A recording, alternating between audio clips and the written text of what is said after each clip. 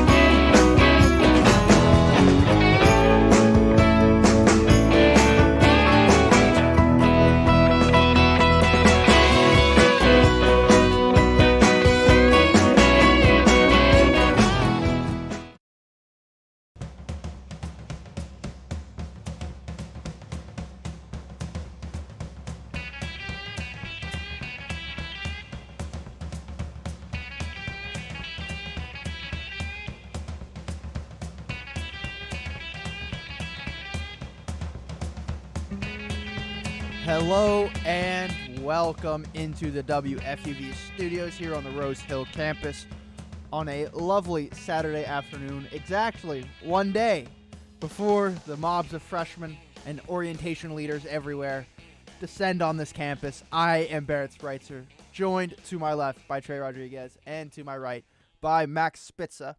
How are we doing, gentlemen, on this very lovely morning?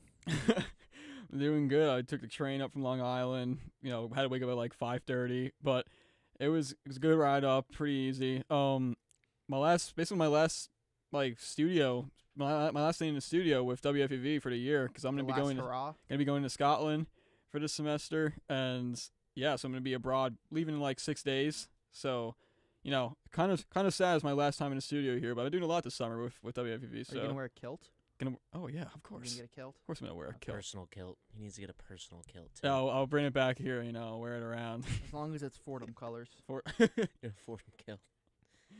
But yeah, I'm doing pretty good. Woke up, saw the sun shining brightly into my window, and No curtains yet? the curtains don't really work, but you can't hate on it. It'll get me up early in the morning.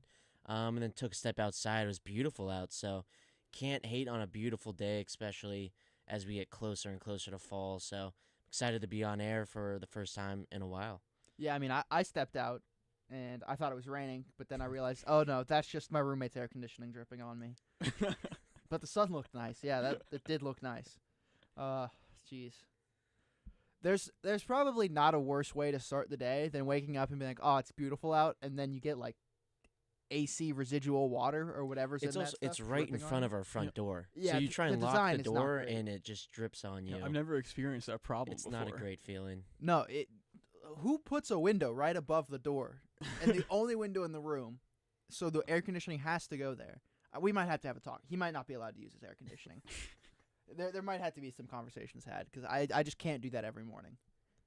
I mean, the other day I thought it was rain, and then once it's actually worse that it's coming from the air conditioning. Yeah, I would probably rather some pretty be nasty rain. stuff. The rain would probably it hit me right in the forehead, it dripped down in your mouth. And I'm like, this sucks, right? I'm like, this is the worst moment of my life, is trying to lock the door and just getting a big drop that just goes down. Well, yeah, because you have to stand there to lock it, and there's 2 locks, so it takes a while, and you're standing there as it drips on you, and there's a puddle right at your feet, so you're standing in the puddle. Some terrible architecture. Yeah, I mean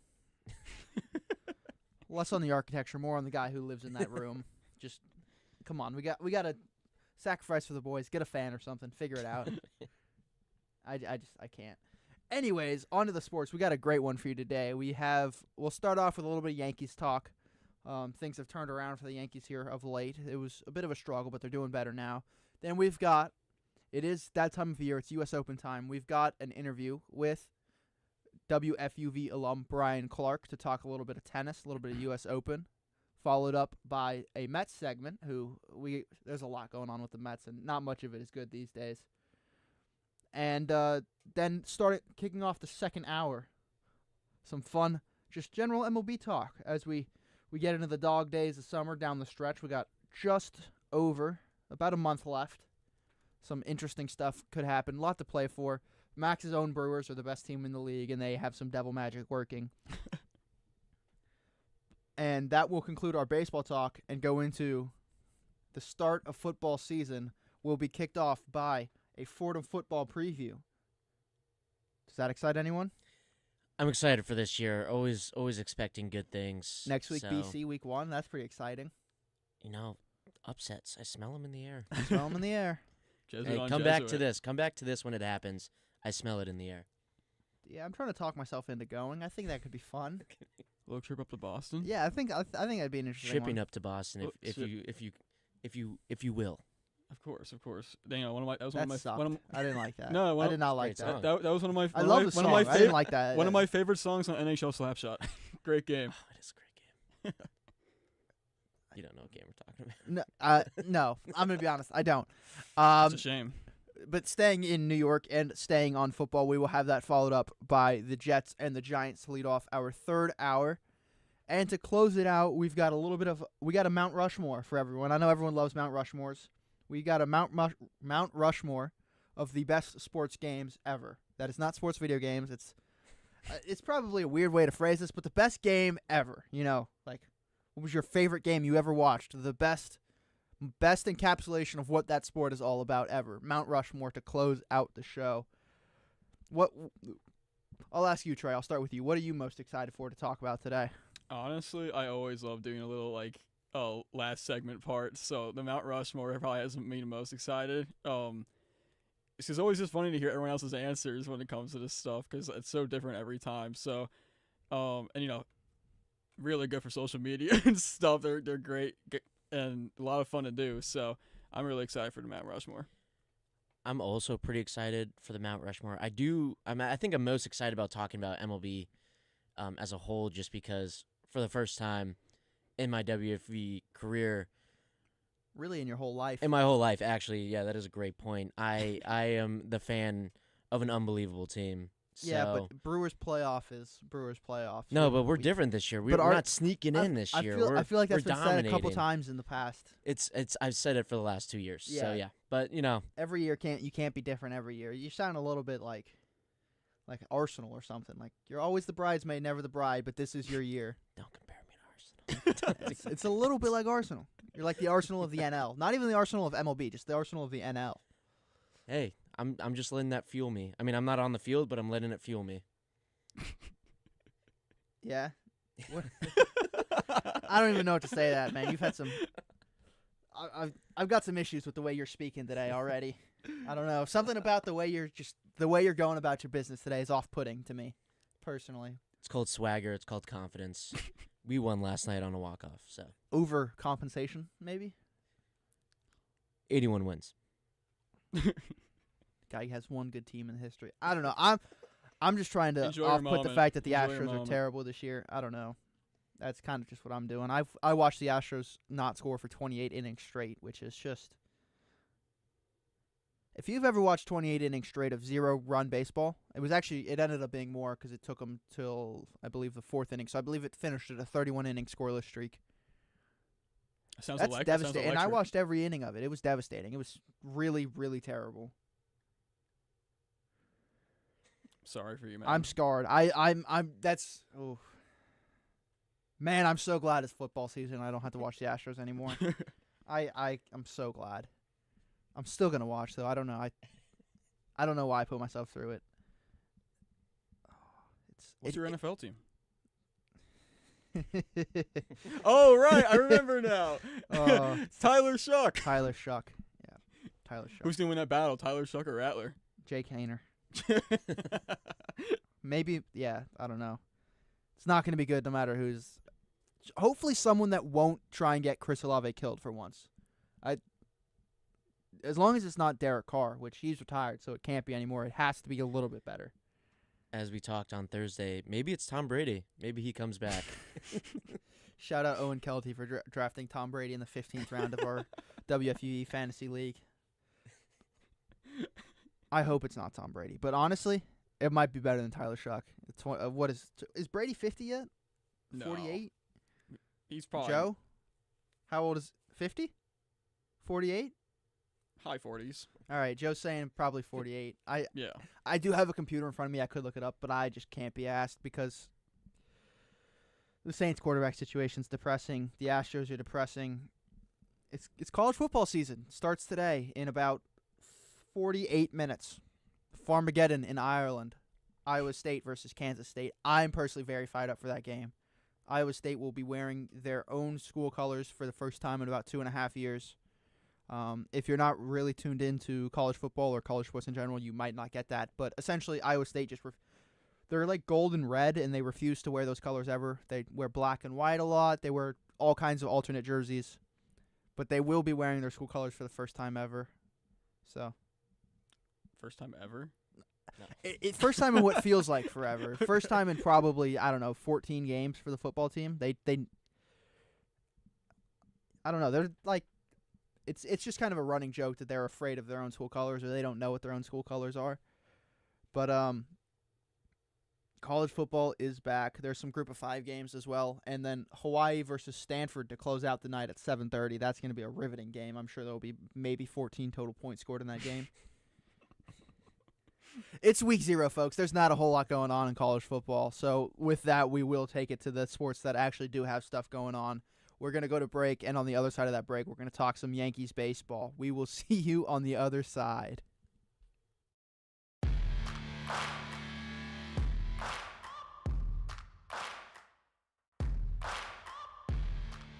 What's up, everyone? I'm Chris Carino. I'm Brendan Shorey. And I'm Tucker Austin. Your Fordham football broadcasters for the 2025 season. Join us every Saturday on 90.7 FM and on WFUV Sports YouTube page for live radio broadcasts of every Fordham football game as the Rams continue their quest to their first Patriot League title since 2014. With a new look offense and veteran leaders on defense, you won't want to miss this. Fordham football, every weekend on WFUV Sports.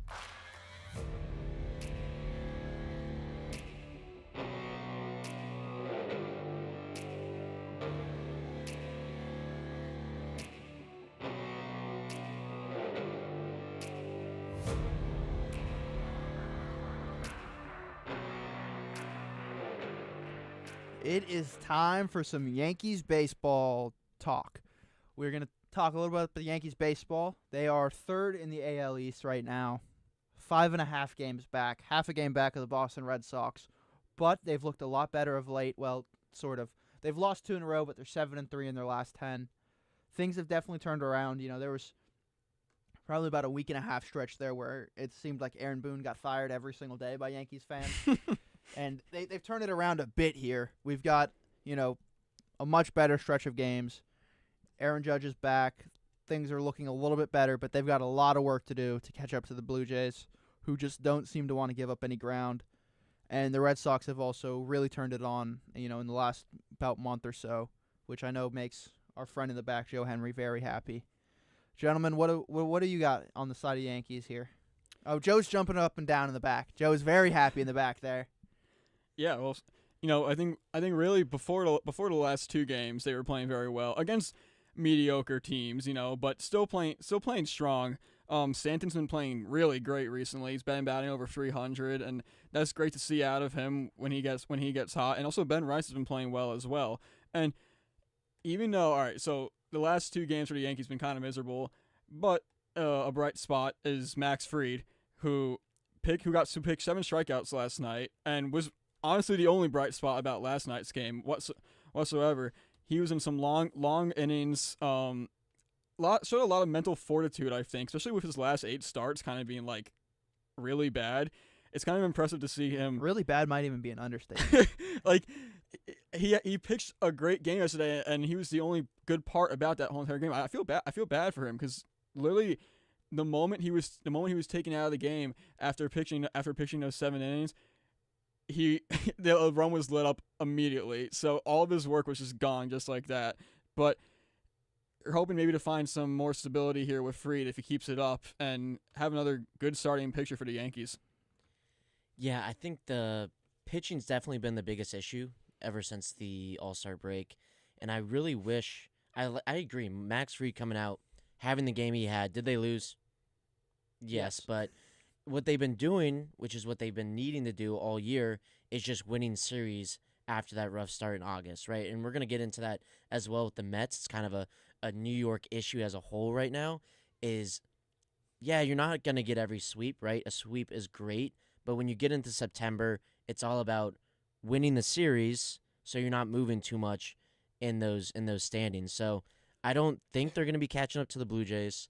I mean, it would be great to see that happen, but they just need to focus on winning series, and that's about focusing on 2 games, and that third game is almost a little bit of a prize, a little bit of a bonus, and that's how you gain the ground is by winning that third game, but it's really going to rely on their pitching.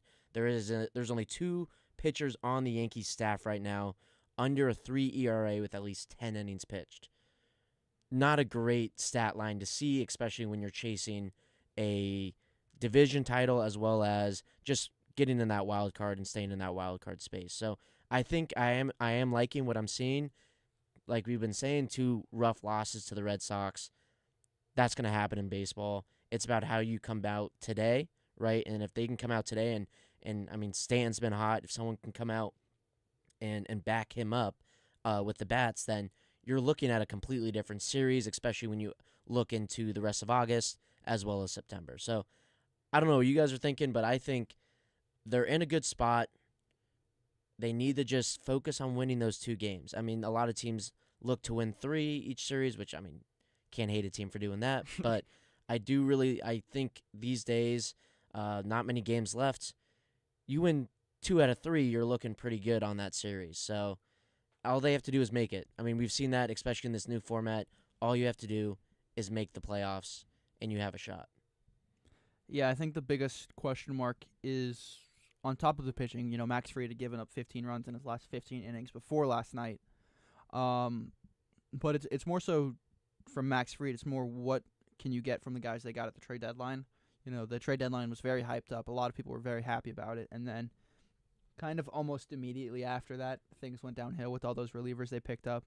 Camilo Doval has not been great for the Yankees. I think he's only had 2 scoreless innings since he's been with the Yankees. He's given up, I believe, 8 runs in 9 innings or something like that. Like he has not been very good. David Bednar has been more of a bright spot for them out of the pen. He's had some. He obviously he had that first game where it didn't go great, but since then he's been quite good. But Ryan McMahon, he started out so well with the Yankees when he first got there. There wasn't any home runs, which was maybe a question mark, but everything else he looked like he was going to be the answer for the Yankees at third base. He finally got his home run, and then everything kind of went downhill from there. Since he's been with the Yankees, I think his first 8 to 10 games, he had an OPS north of 1.1, and now his OPS is dangerously close to below 600 since he's been with the Yankees. I think that's going to be the biggest question is how well can they fare? How well can the guys they picked up at the deadline do? Because this was a team that really needed to add some pieces at the deadline. And they went out and they thought they got what they needed at the deadline, and it just has not necessarily worked out for them. But they've, the offense has been what it needs to do, has done what it needs to do to put them in a position to make the playoffs. They've got a lot of work to do to catch up to the Blue Jays. But, at 69 and 59, they're, I believe, the fifth team in 1, 2, 3, 4. The fifth team in the AL right now, so they're pretty solidly in. They've just they've got some work to do because right now they are going to Houston for a wild card matchup, which they famously have not had a lot of success in the playoffs in Houston. I think over the last 5 years, the Yankees and Astros in the regular season, the Yankees are 5 or 6 games over 500 in the regular season against the Astros, and they're significantly below that in the playoffs. So, this is definitely a better team and a worse Astros team, but I still feel like they've got a lot of work to do because they do not want to end up in Houston for the playoffs. Yeah, and I really liked what you were saying about Ryan McMahon because they got rid of DJ LeMahieu, right? Been on the Yankees a long time. I wouldn't say necessarily a fan favorite, but definitely he was a fan favorite for a while. I'd say there. but as it goes with Yankees players, so upsetting you to see him go. Yeah, it's upsetting. You're letting go of a debatably fan favorite, and you bring in this new guy, and he starts off great, and that's usually, I feel like you see that a lot more often now, especially after trade deadlines. Players usually come back and dominate right away on this new team. The only thing is, do they continue to dominate, right? And so, I know we'll probably talk about that even later when we get into the MLB General, as players who have been traded and are dominating on their new team. The only thing is, the Yankees really needed that, especially at the hot corner. They needed someone who was going to be consistent with the bat. Needed someone that's what they've been missing all year with the bats, and you're not seeing it. And it's very difficult. However, like I said before, everything can change when you get in the playoffs. Everything can change in the postseason. Players who were one for their last 15 before that can all of a sudden become postseason heroes and send their team to the World Series. So you've seen crazier things, and I think for Yankees fans, it's not a moment to be scared or worried. I think it's a moment to be excited for what can come in this next month and then in October. It just concerns me, though, with the Yankees, with how, like I said previously, they play very well against these mediocre teams. The moment they play a meaningful series of baseball, of course, the last few series, all series are meaningful, but this especially against a rival who was one game behind you in the standings going into the series, and you load up these first 2 games, and now they're ahead of you, and it's like basically the moment you get into a series that's meaningful, the Yankees just kind of seem to crumble a little bit. Last night was really bad in the seventh and ninth inning in particular. There were some really bad errors that were had. Basically, Dominguez tried to throw a ball to the third instead of second, and it was a fielding error in the ninth, and Volpe as well. Anthony Volpe was literally booed off the plate after his third out, and then immediately afterwards they pinch hit Stanton, and he comes in and he just goes out. He goes out swinging, three misses in a row basically, and it was just like that clutch aspect of the Yankees there. Like, it just did not show up whatsoever, and it was just very bad on the latter half of the game. A lot of mistakes that were being made, and it kind of makes me concerned for, all right, when you get in these higher pressure situations at the end of the season and then in the playoffs, we're seeing this team crumble right now in the later half of the game, and it makes me concerned for when the playoffs roll around. If this team's still going to that's another thing that's concerning about that, Trey, is we go to the post-game presser tomorrow. Me and Tucker, 2 people in very different moods. I'll be honest about that. Aaron Boone walks in. He gets grilled about Volpe. Volpe had another play. There's a couple other plays beyond what you mentioned, Trey. There was a play where Austin Wells tried to get a head start on what was a line drive. That was out, awful. That was really and then bad. he got doubled up. That was a pretty brutal base running mistake where he just ran too far instead of staying close to the bag to tag at first base. Ended what could have been a rally. He was the leadoff man aboard. The Yankees seldom had that happen last night. And then there was another play where Anthony Volpe had a ground ball hit to him. He fielded it cleanly. And then he thought that Jarren Duran was too far off the bag at second base. So instead of firing to first for an easy out, easy force, he tries to backpick Jarren Duran at second and get him tagged out. That, of course, does not happen. What's concerning about these plays is not just the decision-making, especially in clutch scenarios when you really can't afford to have these plays. And these are the kind of plays that have plagued the Yankees all year in games that they've lost. It's what's caused the fan base to be so frustrated, even though from an outside perspective, you look at their record, you look at their team, and you say, you don't have that much to be worried about. You could probably expect them to have been a little bit better to this point, but still, all the pieces are there, especially in the bullpen. What is concerning is that you get to the post-game presser, every single game, Aaron Boone gets grilled. So many questions about Anthony Volpe, about that play in particular, the defensive one. And instead of ever saying he needs to be better, I'm going to talk to him about it, he can't make that decision in that situation. He talks around it. He goes, well, if you look at it objectively, maybe it was the wrong play. This is actually what he said. You look at it, I'm not quoting, but to paraphrase what he said. If you look at it objectively, maybe it's the wrong play, but it's kind of heady play. Kind of a heady play. Pretty smart from Anthony Volpe trying backpick the runner in scoring position. Pretty good play. If that works, it's pretty good. He's turning into what-if man. He's turning into Justin Herbert. A little bit. He's coming in defense of his players. And I love a manager that does that, and I think that's absolutely that's something to admire about Aaron Boone's managerial style. But I think there needs to be a better balance struck where in brutal games where you lose by one run and you look at some crucial errors that could have stymied what would have been a run for your team or what could have given you some momentum, you'd like to see, especially right after the game in the post-game presser, when the city is devastated about another brutal loss to your most bitter rival, to go 1-7 against them on the season. You'd like to see the manager holding his players a little more accountable. I think there's a better balance to be struck there. I'm not saying that needs to chew his guys out, but it was, as he said, objectively a bad decision should have been treated as a bad decision in the postgame presser instead of excused as, well, if it worked, it would have been, quote, a heady play.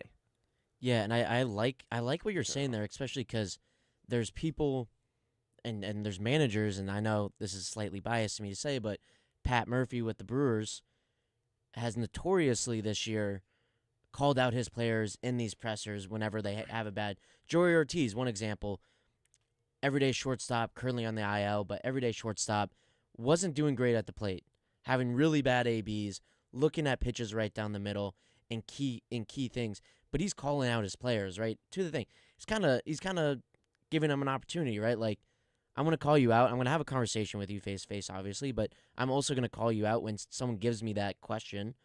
Because at the end of the day, like, yes, they are baseball players, and yes, they're going to make mistakes, but they're also grown men playing a game, and the reason they're playing this game and the reason they're at this level is because they're good enough to make those adjustments. And I agree with you, Joe, because I think if Aaron Boone is a little, I wouldn't say harsher, he doesn't need to be calling out every single player who makes a mistake, but he's almost getting a little too, like... There needs to be at some point, I know accountability almost. Aaron Boone is, notoriously a player's manager, but there's a difference between being, a player's manager, a guy who, will go to bat for his guys no matter what, His guys are savages at the plate, but, or savages in the box or whatever the quote was.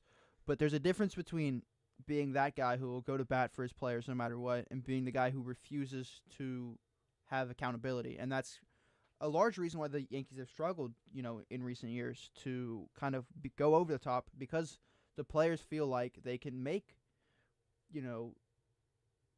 they can kind of do it. Like, Volpe has the talent, right?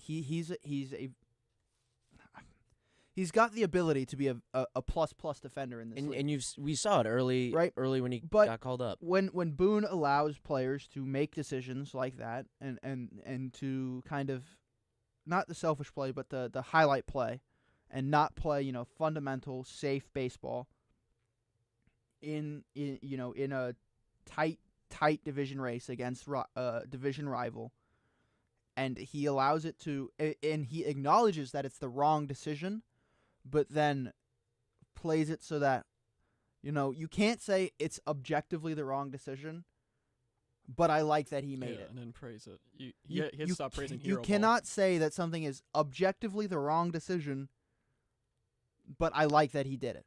Because then you are in turn praising bad baseball. You are saying, hey, I think it would have looked cool, or that would have been on SportsCenter, or what if, right? You take the out in that situation 10 times out of 10. There's just a runner on second base. Who cares? Whatever.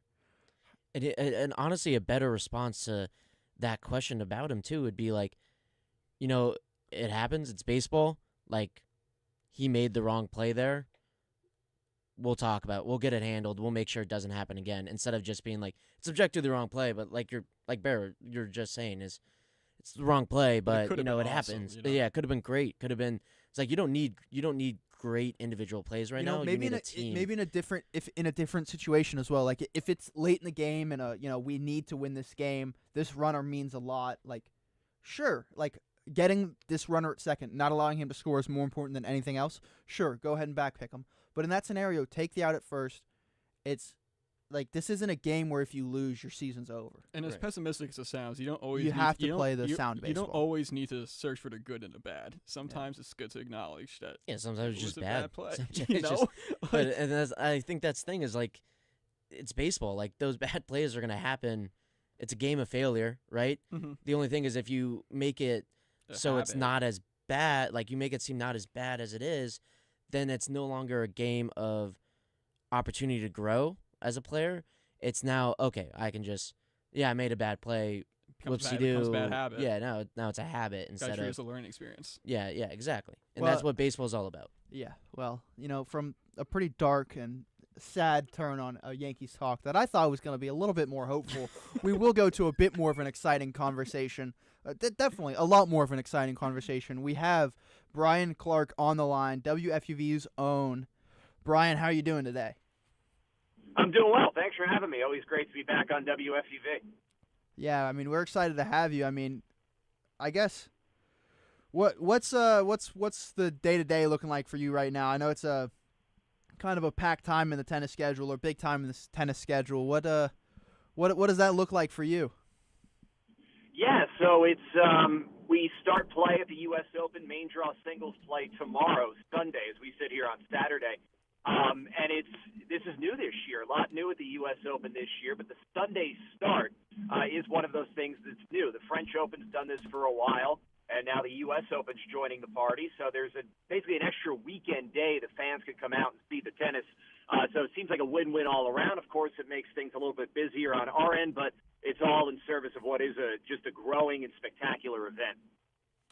Yeah, I mean, there's nothing better than getting the fans more involved, and with a sport like tennis, I think that tradition of and being able to pull from traditions of other tournaments like the French Open and that Sunday start, I think is a very it's a fun thing. It also allows kind of more of a break for those players from the qualification as well. Yeah, exactly. And the qualifying round was actually delayed one day because of rain. That just wrapped up yesterday. And, a big story at the U.S. Open is money. I mean, this is the biggest purse in the history of tennis. The winner, the singles champions, will get $5 million each.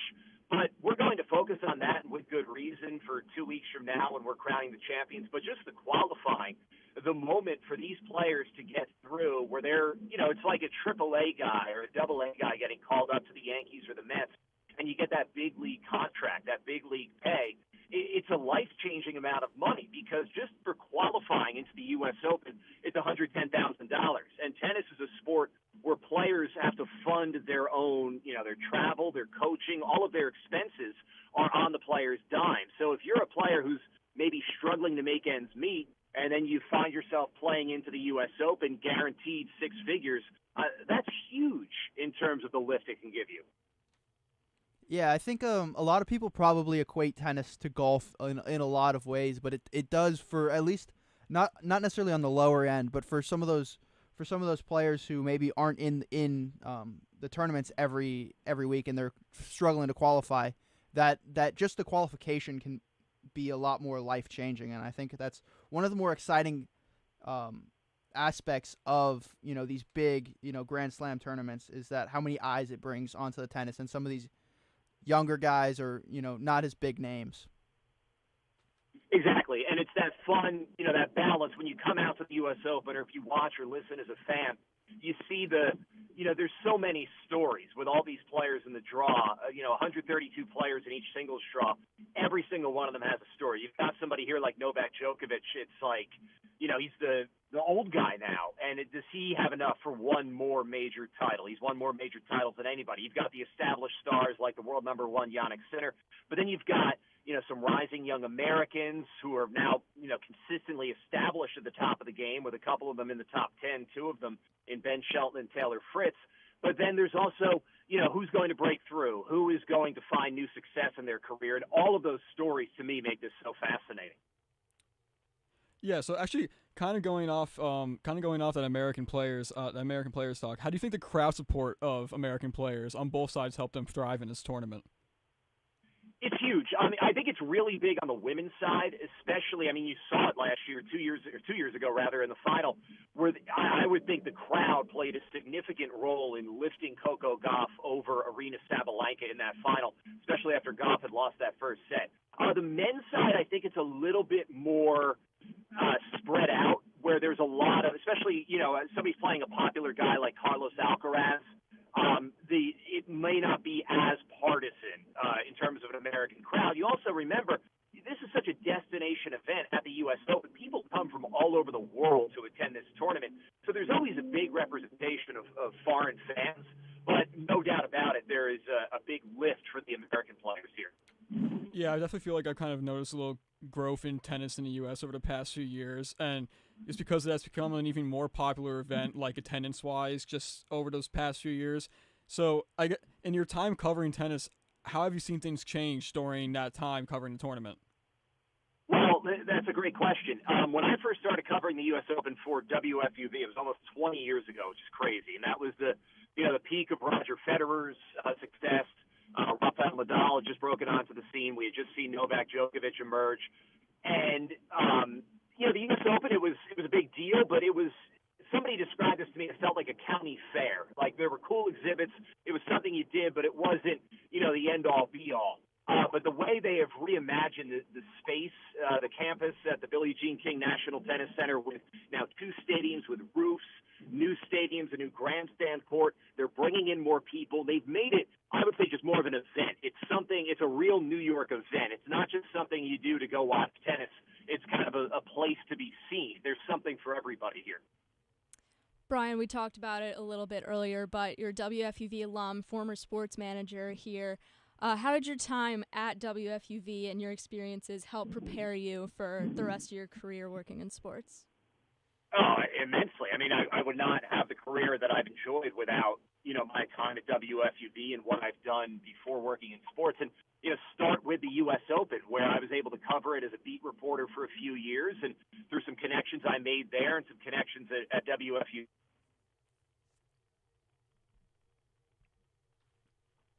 And I've been able to turn that entry-level job into something where I'm still here, and it's grown. I've seen the tournament grow. I've seen our broadcast grow, and it's better.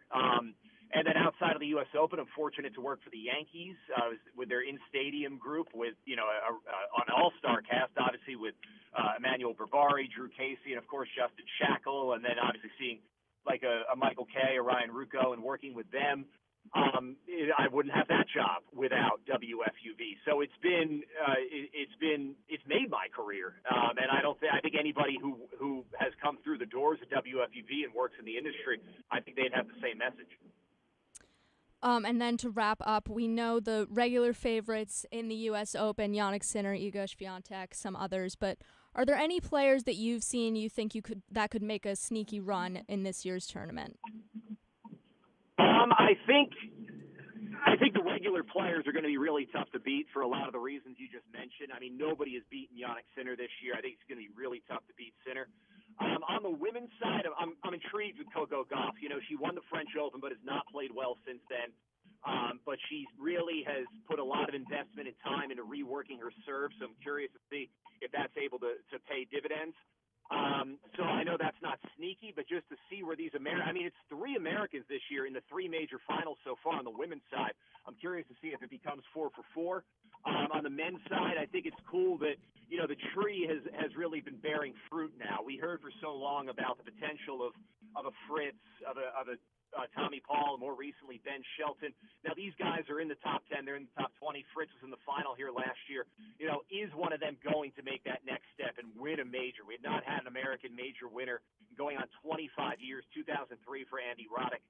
So I think that wait continues, but there's certainly hope. So I think it's just going to be a really exciting, it's going to say 2 weeks, but it's really 15 days. We talked about that Sunday start. Yeah, Brian, I just have one more question for you here, and it's for those listening, you know, maybe tennis on the radio isn't something they're super versed in, and how would you say that the difference is in the challenges of calling tennis on the radio versus a TV audience where they can see what's happening and having to describe, you know, everything that's going on in a tennis match over the radio? It goes back to what we talked about with WFUV and how WFUV has helped. You know, I was fortunate to be tutored by the great Bob Aarons, who just said, you know, you're painting the picture. So on the radio, it's simple: say everything. You know, just start talking. Whereas TV, you have to be a little more kind of precise and pick your spots a little bit, because you know your viewer is going to be, you know, they see what you're seeing. So it's figuring out, okay, how to enhance that. And it's like TV for any other sport, but on the radio here, yeah, it's physically demanding because you're just but being able to do that, it's a lot of fun. It's a fun challenge. That is. Thank you very much for your time today. I think unless either of you have any more questions for Brian, we are very thankful for you joining us. For everyone listening, that was Brian Clark, WFUV's own and reporter for the Yankees and broadcaster for the U.S. Open. Thank you so much, Brian. Thanks for having me, guys. Great job. Thank you. All righty, folks. On the other side, that was Brian Clark. On the other side of this break, we're going to come back to baseball, talk a little bit of Mets, and then from there, after that, we will move into football season. But it is Mets on the other side of this break.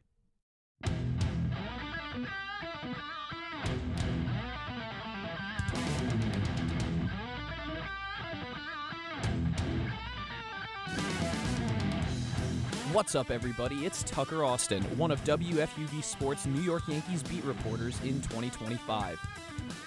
Aaron Judge and company are hungry to return to the Fall Classic to avenge their defeat last season.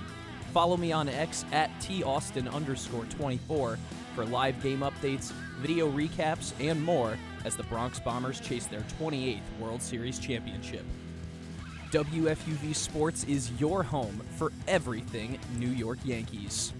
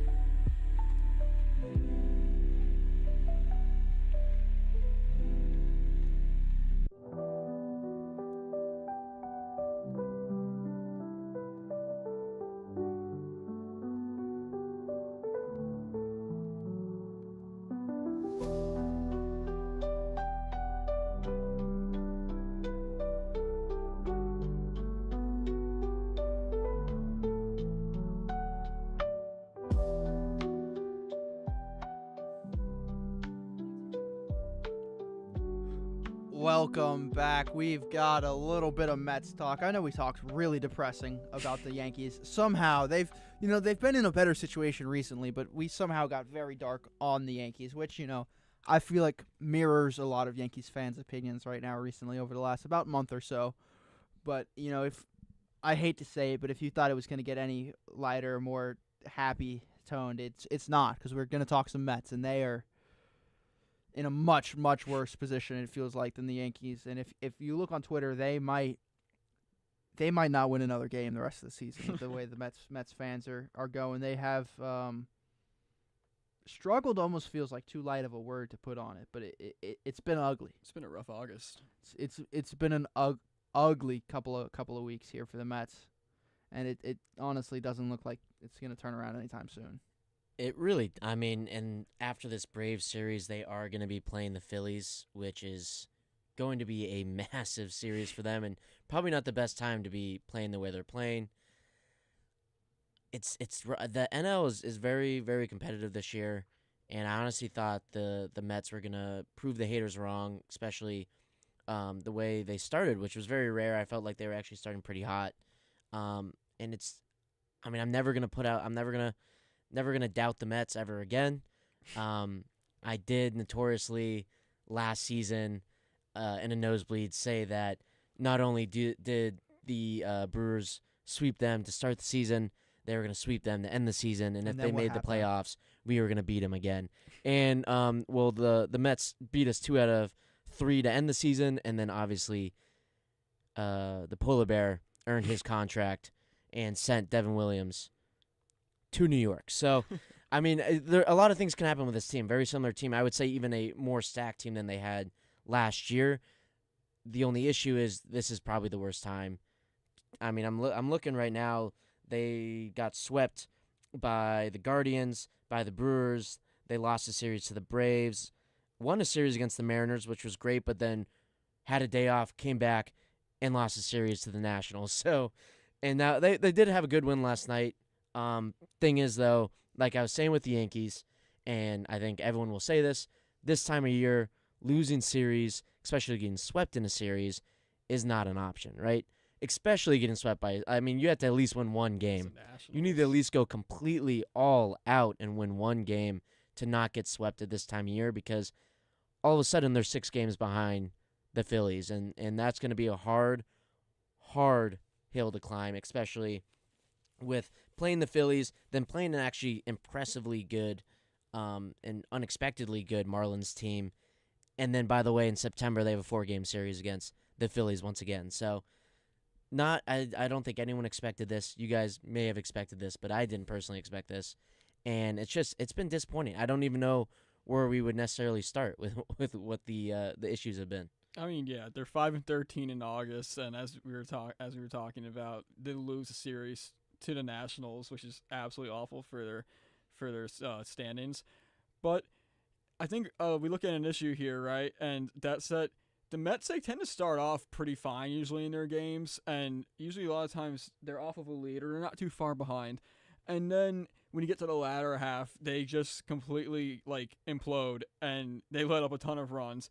And when you look at the issue there, it's a lot of times it's the starting pitching, because the batters for the Mets, for the most part, they've been pretty good, but the starting pitching has been brutal, especially after Griffin Canning went down with the Achilles injury. The starting pitching has just been awful, besides David Peterson. David Peterson's been fine, but everyone else has not been doing their job whatsoever, and that leaves a lot of pressure on the bullpen to actually pick up their slack, which a lot of times they can't do because it's the bullpen. But getting into that starting pitching talk, at least yesterday we saw kind of a bright spot from the rookie Nolan McLean, who had a great game yesterday. And he was actually the first Mets starting pitcher to pitch a full 6 innings, without regarding David Peterson, pitch a full 6 innings since June 7th. So the rookie is stepping up here big time to pitch a huge game for the Mets against the Braves. And I think that's huge for them. They've been struggling the whole league, like I said. Sean Manaea has been pitching fine to starts of the game, and now his stamina is starting to be questioned. How well he can pitch the later gets to the games, because from the previous few games from him, he starts off fine and he starts pitching pretty poorly. You look at his Nationals outing. First 50 pitches, he cruises by, strikes out 8 batters. His last 41 pitches, so almost a completely different game. He crumples and he strikes out 0. It's a completely different side of the picture you see with him. Clay Holmes, he's been struggling to stay in games at all without even getting pulled. And now there's talks that he might be moved down to the bullpen, but the thing is that who are you going to replace him? Who's going to replace him from the bullpen? Because you just brought up McClain, now who did a great job. But if you want to move Holmes to the bullpen, who's going to even replace him? So, all right, McClain and Peterson doing great job starting pitching. We gotta worry about the other three pitchers that they have here now too. Yeah, I think moving Clay Holmes to the pen would probably be the best. He came up as a starter, and as a starter, he's been quite good for the Mets. The only issue is the miles on the arm is just, I don't know how much more he doesn't can have take. the longevity anymore. Yeah, he's been starting all season. It's kind of been a long season for him. I believe he's pitched by far, or is on pace to by far break his record for most innings pitched in an MLB season. Yeah, he's already doubled the most innings he's ever thrown in an MLB season. Like 122 or something. He's at 131. And the most, he's also, this is the most games he's ever started in his career. Only really his second season as a full-time starter. From his rookie season, 6, 7, 8 years ago was his rookie season, and that was the only other time he's ever even started a game in the MLB. This season, he's already started 25 games. He's thrown 130 innings. He's, if you want him to be a starter in the postseason, great. But I think moving him to the pen and maybe moving him into some long relief inning outings where he pitches 2 or 3 innings. Because then you can use him 2 games in a series instead of just having him for the one game where he might only pitch. Like you said, not a lot of people going over 6. He may only pitch 4 innings. If you can keep Clay Holmes' innings under 160, I feel like you're in a really good spot. But you're going to have to do some work to keep it there if you want to keep him as a starter. And you really can't.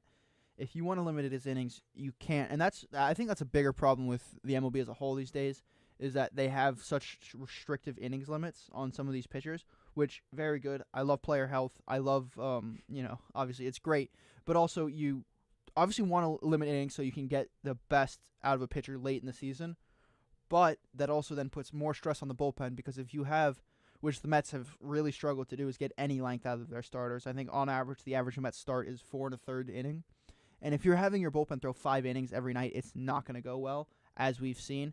And, that's why we've seen a lot of these late inning collapses from the Mets, is because the bullpen is being asked to do so much every single night. Even with David Peterson starts, even with Nolan McClain going 7 last night, like it's been such a struggle and such a slog for this bullpen, because they have to throw so many innings all the time. Is you gotta find a couple times a week where you can get 6 innings out of a starter, and it's just not there right now. And I think that's the biggest collapse, is because Clay Holmes early in the season was great. He was very good, and that's really been the story for a lot of these starters, more so than just Clay Holmes, is that it's just they've thrown way more innings than they've have in recent years, either because of injury or because they've been out of the bullpen and they've been asked to start this year. Yeah, and also you look at, he's the second most innings pitched on the Mets right now. And when you think about you're going into the postseason, and I say this all the time, I said this last year with many closers, actually, for a fact, have this reality, is when teams see you this many times, you kind of lose that oomph. You lose that like special thing that makes you such a good closer or good relief pitcher. And here's the thing: is if he were to move to the bullpen starting this last week of August or even September, it limits how many times the Phillies are going to see him. Limits how many times these other teams are going to see him. The Cubs are going to see him, right? And you want that, because the more teams see you, they're no longer facing Clay Holmes. They're facing a guy they've seen and had an at bat with 15 times, right? And when you've seen a guy 15 times and you're one of the best hitters in the league, you're going to be able to do some damage on him. So I think limiting it, not only just for his arm health and for being able to get through that postseason, but also making him as effective as possible as a relief pitcher in the postseason.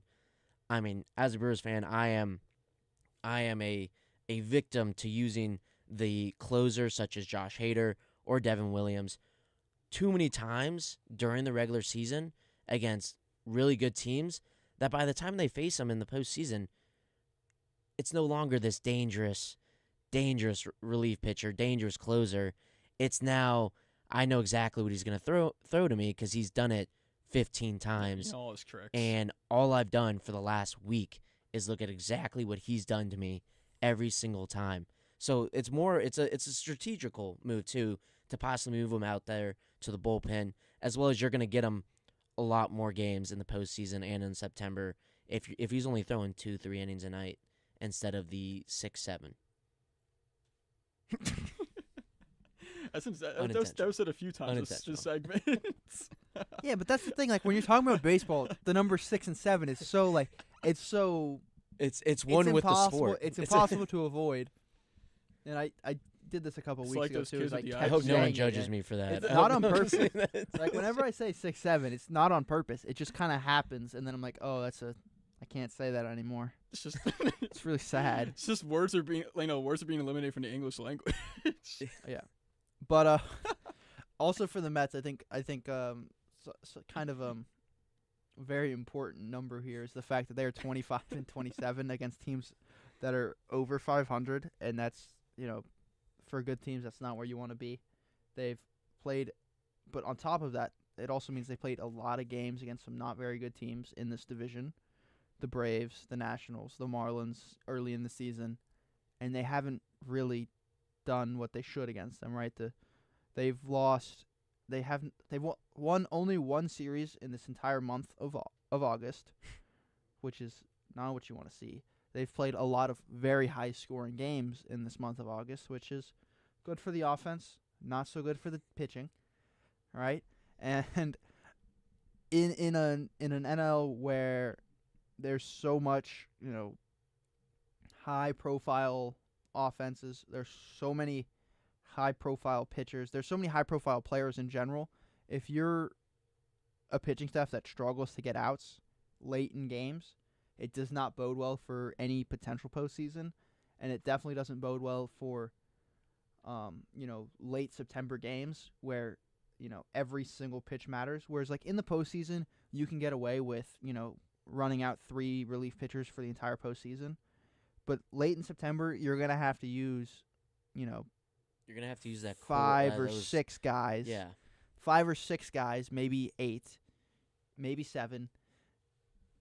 I'm just trying to avoid saying those numbers in a row. I'm sorry. I'm trying to avoid saying those 2 numbers in a row. They also have a run differential. You got to use the whole 41. You got to use the whole bullpen in these late September games. You can't get away with hiding a guy in the bullpen in late September. And so the fact that they've struggled to get consistent outings, consistent performance from those guys at the back end of the bullpen, or really at the front end, all throughout the bullpen, is very concerning. But it's also, they've shown enough where if they can, protect the arms in the rotation and they can just kind of limp into the postseason, I'd be happy because I trust that offense. There's some pieces here and there that could be a lot better for that offense, right? Like Vientos has kind of disappeared. There's some pieces you expected to be a lot better in that lineup that maybe haven't been. But, they've shown the potential and they've shown the flashes throughout their careers, and it's there.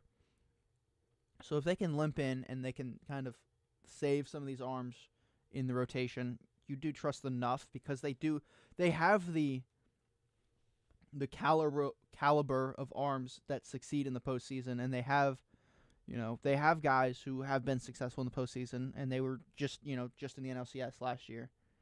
So there's a lot of doom and gloom surrounding this Mets team right now, but and there is. I struggle to say that there's hope, but I feel like there is if they can go 500 for the rest of the season. I feel like they put themselves. There's also some teams like Dodgers, Padres. They're using their arms because they're fighting for that division, right? They're trying to win that division. The Phillies, they're trying to be the best team in the National League, so they get that bye. All these other teams that are trying to get into the playoffs right now, they're not in the same mode. They're in the mode of being the best team in the NL. Mm-hmm. So they're going to use all those pitchers, and they're going to be a little bit tired getting in. I will say that the Dodgers have been in a very similar situation to the Mets, and where they just have the pitching staff has just been kind of abysmal. And the Dodgers will get a couple games. They score just a lot more runs. Yeah, but the Dodgers since the All-Star break have been borderline an average to a below average team. But those other teams that the Mets are competing with for those wild card spots are not necessarily doing head and shoulders better than they are. The Mets, like we're talking about the offense and stuff. While it's all good and great to have people like Pete Alonso, Francisco Lindor, Soto, it's great to have this offensive heavy team that gets in a lot of shootouts and stuff, but it's really unsustainable to have to rely on your bats to score 5 or 6 runs a game. And when you have problems with your starting pitching, it's one thing to have problems with your closers because it's good to have a lead throughout the game when you're having problems with your closers with closing the game, it's even harder to win when you can't even get the game started because your starting pitching is not even doing a good job.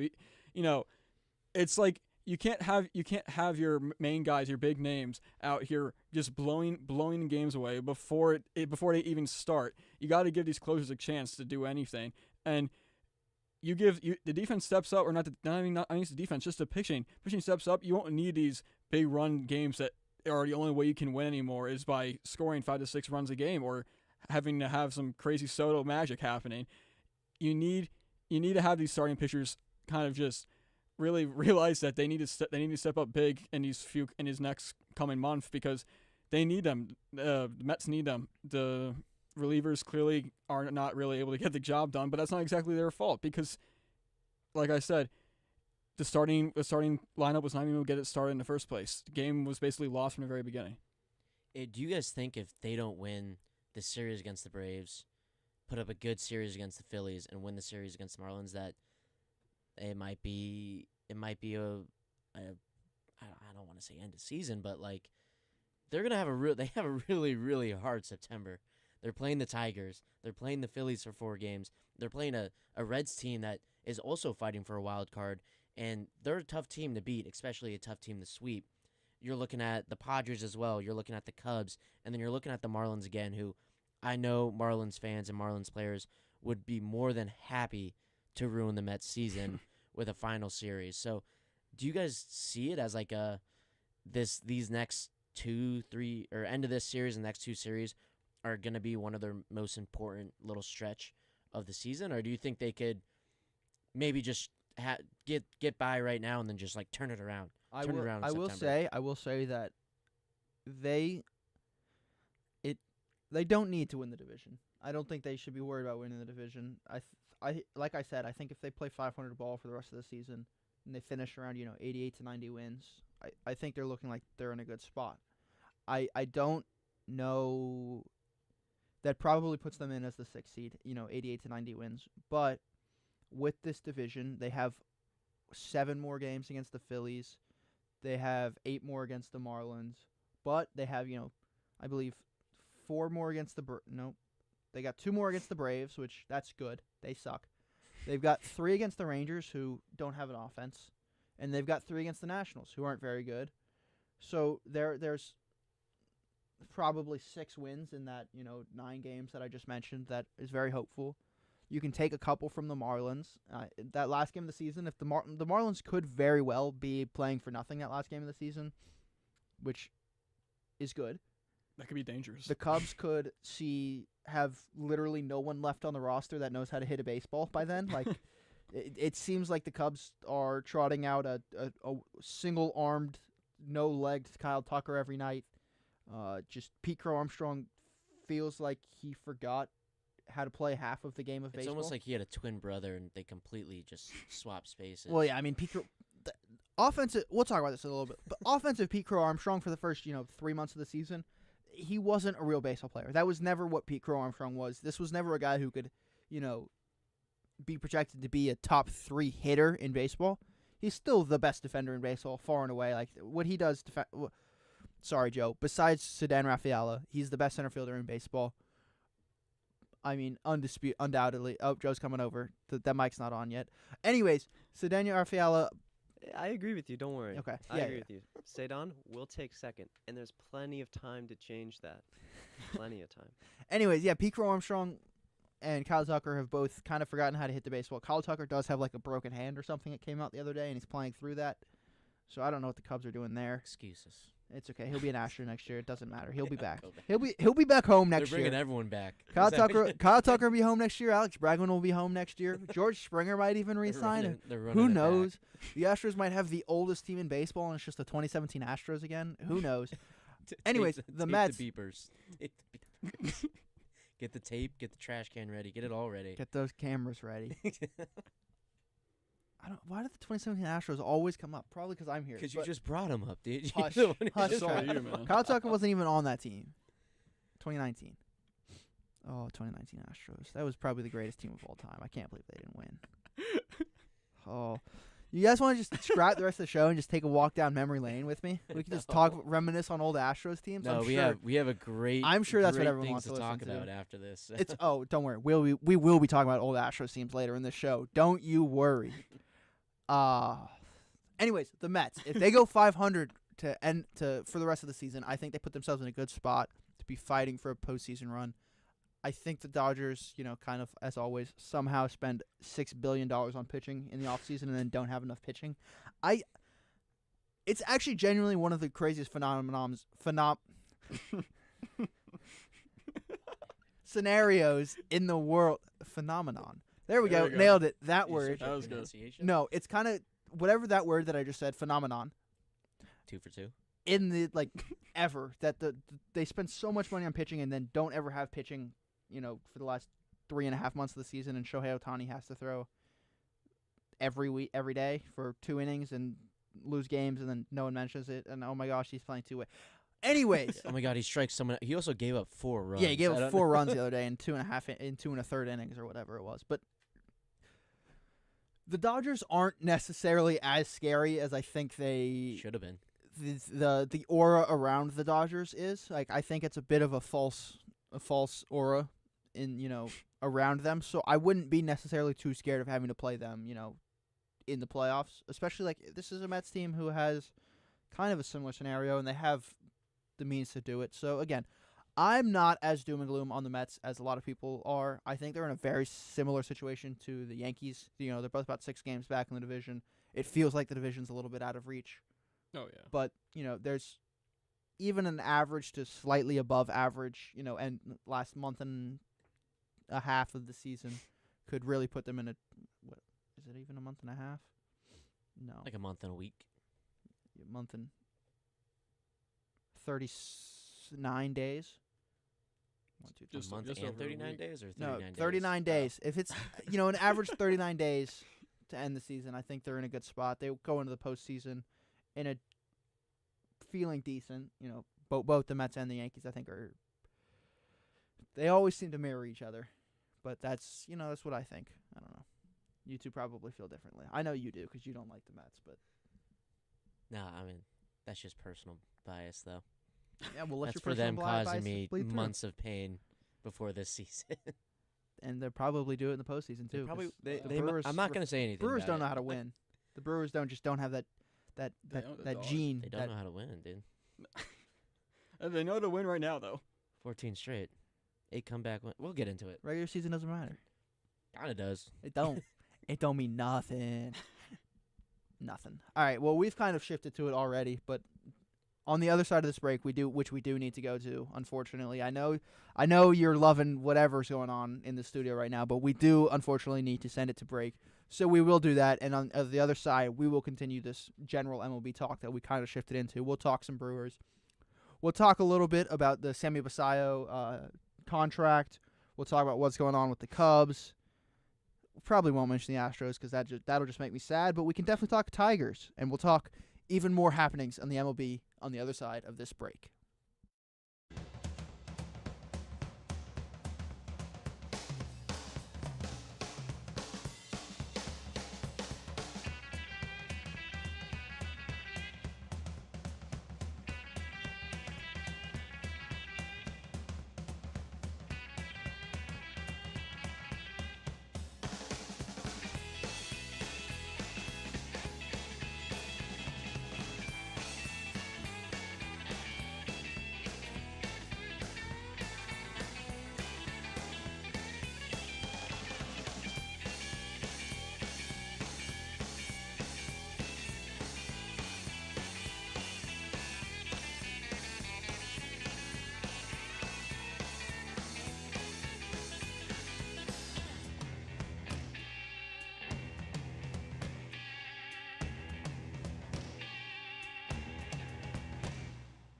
You're listening to WFUV, New York.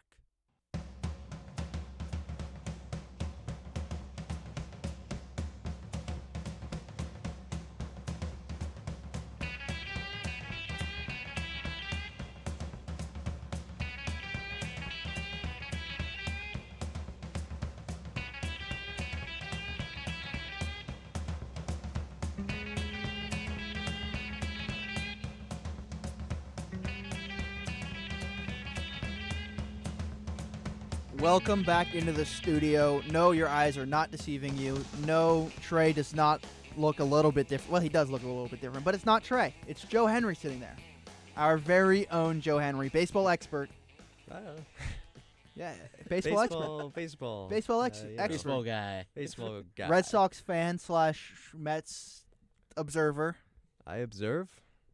Sometimes refer to them as we. One time. Sometimes on occasional. The record. On one occasion. Time. But we've got a baseball expert, a biased Brewers fan, and a general ball knower to talk some ball. General ball. General MLB ball. They call it general ball. General. That's a guy. General Ball's a guy I would. General Ball's a guy I would trust to lead me into battle. That's a guy you'd find on Baseball Reference at 2 a.m. on a Friday night. Played in like 1864. You just look at the word general. Yeah. General Ball. 1864 to 1880. There was a guy. His name was like Three Finger Joe or something. Three Finger Joe. General Crowder. That's how I got a job. Once. Someone asked me who this guy was in a photo, and miraculously I knew his name was Three Finger Joe or whatever it was. I honestly forgot. But and you got the job. I got the job. I mean, I was probably getting the job regardless. Okay. But it secured the job for sure. All right. Well, speaking of guys named General in Baseball Reference, I just found General Crowder. He played in 1926. He once pitched 330 innings in one season. 26-13. He made 39 starts in one season. Funny little thing. 52 appearances. There's 3 Jack Warners in MLB history. And there's one in WFUV history. Of course, one to our knowledge in WFUV history, Jack Warner, shout out. I wonder how many of those Jacks were actually John, because ours was a John. Didn't know if you knew that. Not sure if you can disclose that on the air, but that's okay. Do you need his date of birth as well? I even got last 4 of the social if you really want last known address. We can get it all. Touchy subject, guys. Touchy subject. Considering I was the victim of a grand larceny last week. Can we talk more about that? Let's dig into that. I don't want to, but it could not go unmentioned. I feel like that's a kind of a crazy thing to just drop on the show.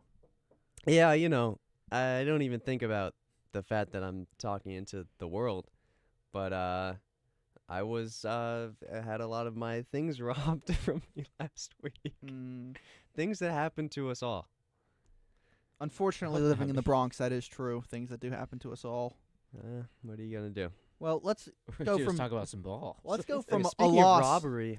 Pico Armstrong, great center fielder. Great center fielder. I was actually gonna go a different direction with that. Go ahead. You're really depressing, and you just lost a lot of your material goods. So someone who's gonna probably buy a lot more material goods, Sammy Basayo for the Orioles, just got a massive bag, and he is the new Orioles franchise catcher, replacing former Orioles franchise catcher Adley Rutschman. Many are saying Adley will not be an Oriole for much longer. I don't think that's true. I think he's probably still the catcher. I don't see Sammy Basayo sticking at catcher for long. He's not the best defender, and he's probably a first baseman. Honestly, the guy's got insane pop, and I don't see how you give up on Adley. I know he's been not so great for the last about year and a half. He's been kind of honestly borderline terrible at the plate for the last about year and a half since he broke his hand in July of last year. Does anyone want to? No one knows. I can't corroborate that.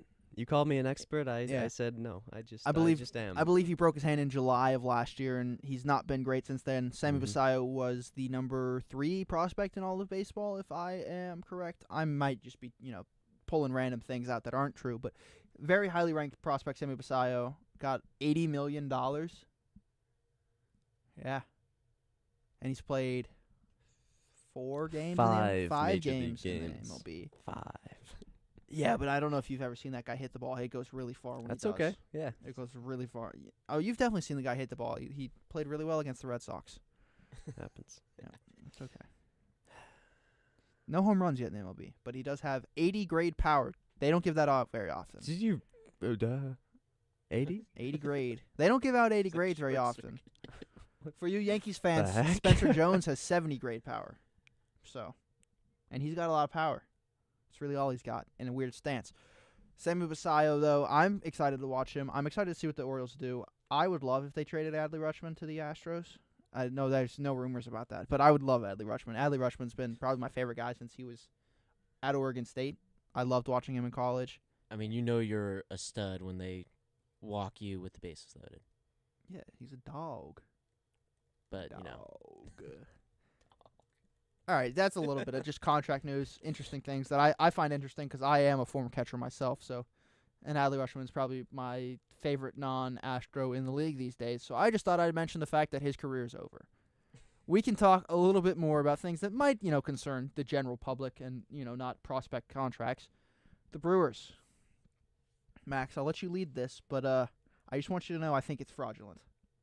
How so? I mean, I feel like they've This is proven like otherwise. this is like Mets Grimace Devil Magic things going on, but they don't have Grimace. They just pancakes, sacrificed human lives or something. Back pocket pancakes. They've got like pancakes. They've got like an altar under the stadium that they Pat sacrifice Murphy's people back to. pocket pancakes. Say that 10 times fast. Pat No. Murphy's back pocket pancakes. Pat Murphy's back pocket.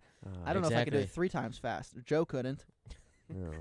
But I mean, I think what this team is doing is special, and I think if everyone's talking about the lose in the first round. I've almost gotten many Twitter and Instagram fights over that statement right there.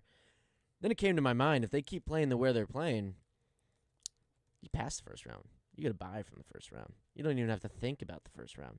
But it's not because of, it is because of the main guys, Contreras, Freddie Peralta, Mizorowski. You can't say the Brewers out of him right now. Yeah, you can. Trevor McGill. He didn't have Guy's a great. bum.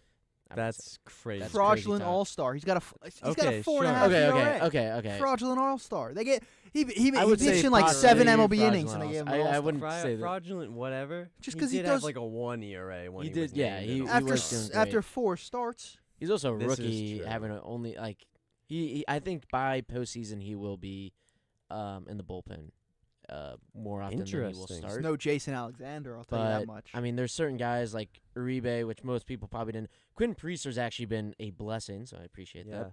You're he welcome. has probably been Former the Pirate best pitcher too. Fun fact. for the Brewers right now. Absolute stud. And what it really has come down to, when they, even in that 14-game stretch, everyone talked about this though, they come back from games. Even when they were down against the Reds, they were down 8 runs, right? Everyone else this late in the season, you kind of make that, not even a bullpen game. I would say you make that, let's give it our best go for a couple innings, and then let's start throwing out some position players out there. But they came back, right? And I think it's not just because of the stars that they necessarily have. I think all of them are stars because I love the team. But, it's people like Monasterio. It's people like Collins. It's people like Jake Bowers, who actually just got called up because Joey Ortiz is on the IL, which is very unfortunate. And of course, it's because of Sal Frelick. Shout out Sal Frelick. Shout out to Sal. If you're a baseball fan, you don't like Sal Frelick, you're not a baseball fan. And it's really disappointing because I was going to bring out a nice Sal Frelick bobblehead I have of him, just absolutely robbing a ball. It was a beautiful ball. Dude, it was a beautiful bobblehead. It was a beautiful bobblehead. No. But I was a little tired this morning. I kind of forgot it on my desk. I just forgot. I kind of But forgot. I'll bring it back. I'll bring it next time I talk about Sal You're never Frelick. going to be on the show again. Sorry. I didn't know. I don't know if Joey told Kamish you might say yet. something differently, but it's just overall, it's everyone. See you on the senior show, buddy. That'd be crazy. See you in 6 months. But yeah, no, I think this is what it is though. Is like you're seeing a new wave of baseball. You're seeing a more trust in the rookies, and the Brewers, while they may be an outlier, are, I don't think, going to be an outlier for very long. I think many teams are starting to trust those rookies. And they're starting to see a little bit of improvement. I do have a good friend of mine who is a D-backs fan who's like, oh, the rookies, we traded away everyone. The rookies are great. And he's like, the Brewers are doing it. And I was like, well, you're not the Brewers, though. You're the D-backs. So it's a little different. I think I'm excited for them. I think they'll win 105 games. Well, that's a lot of games. That was maybe a little bold. That but is kind of bold. Quite bold. Barrett, can I ask you? You're a Diamondbacks fan. No, you're an No, Astros fan. Who's the Diamondbacks fan? Oh, he's a good friend of mine. He's from Arizona. I'm from Arizona. No. Oh, Name just like him. a home. His name friend? is Kellen Newsom. There's someone I know that's a Diamondbacks fan, and I've been meaning to talk to someone about the Diamondbacks because they confuse I can talk me. about the D-back. Go ahead and talk to yeah. us about the If you D-backs. could, then Yeah, yeah. please do. I can't talk. I ask. This is what I do. Diamondbacks are weird because they're like insanely talented. Obviously, they traded away 2 of their best hitters, but they still have And Marte, and 2 Corbin solid Carroll, pitchers. Geraldo Perdomo's having a great year. They have, at least on the not the stat sheet, but at least on the roster, you look at the names, they have a really good starting pitching staff, and yet this season has been a disaster for them. It also it goes with a couple injuries in the pitching. Yeah. Right. Montgomery obviously out. Traded him to the Brewers for I don't even think they've decided what they've gotten for it, which is a little. I feel like if you're a D-backs fan and you're trading away Shelby Miller and Montgomery, and you don't know who you're getting yet. You're getting some cash and a player that's unknown, right? I'm a little nervous for the future, right? And I went to, even at the games, Sunday game, which is usually their most crowded game, Friday game, which is usually their second most crowded game. There's no one in the stands, right? There's no one in the stands except the season ticket holders who need to get their money's worth for the season. They're just not looking great, right? And I know there's some conversations about Ketel Marte, which is very nerve-wracking as a D-backs fan. What have you conversations? So, reportedly, I've seen some reports. He's gone. He isn't the best in the clubhouse. Not the best clubhouse guy. He is the best player on the team, and it's one of those. I'm the best player, and I know he's it. He's fantastic in my fantasy baseball clubhouse. Oh, I bet he is. He's a great guy. I bet he motivates. I bet he does everything. But in real life, it's supposedly that he knows he's the best player on the team, and makes sure everyone else knows he's the best team. That's the only thing is when it comes to these clubhouse, you don't know. Yeah. Right. These are just reports, and maybe someone just trying to get, some bites, trying to get some traction in their career. You never know. No, this has been a thing that's been reported for the last couple of years that he's not the greatest guy. And I know when he's not a guy where they say when he retires, great player, even better person. Have you ever seen He's Mr. 3000? he's an okay person, even better player. That movie, Mr. 3000. Oh, we don't have to get started on this. Everyone knows I am very not well versed. It's a baseball movie about a guy who was on the Brewers. It's a movie about a guy who's on the Brewers. And they're retiring him because he has 3,000 hits, all this, that. Sure. And then it comes out that he actually only had, 2,997 hits. So then he had to come out of retirement to get those 3,000 hits. Kind of fire. And he's starting to learn that, maybe I wasn't the best guy when I was top of my game, all that. And I think it's difficult. It's difficult when you're getting paid that much to not walk around with that. But it's also, you have to remember, there's 9 guys on the field at a time.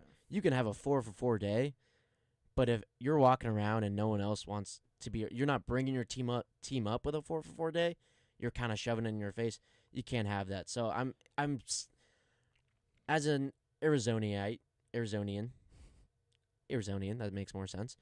Not necessarily a D-backs fan, but brother doesn't even know what his own people are called. But I see it as kind of like you need to be a little nervous just because he is technically your franchise player. Yeah. But at the end of the day, if you have someone in the locker room who isn't beneficial for everyone else, especially when you're bringing up these rookies that they're going to have to start doing with the farm system they have, is he the best person to keep? Granted, they did just sign him for a lot of money. So do you have to keep him? I don't know. It's a whole thing. You can trade him for a lot. Diamondbacks president and CEO Derek Hall made some comments on it.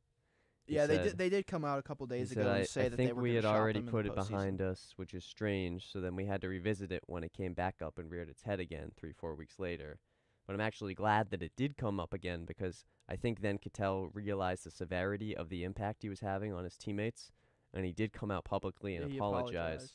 I think that did a lot of good. I think the situation's behind us, and later he said, I can state the facts about Ketel Marte.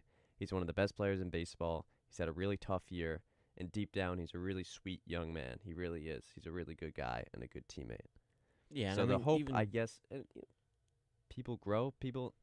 Plenty of people I can say from experience in my life, a lot of people just lack the social awareness of how they come off.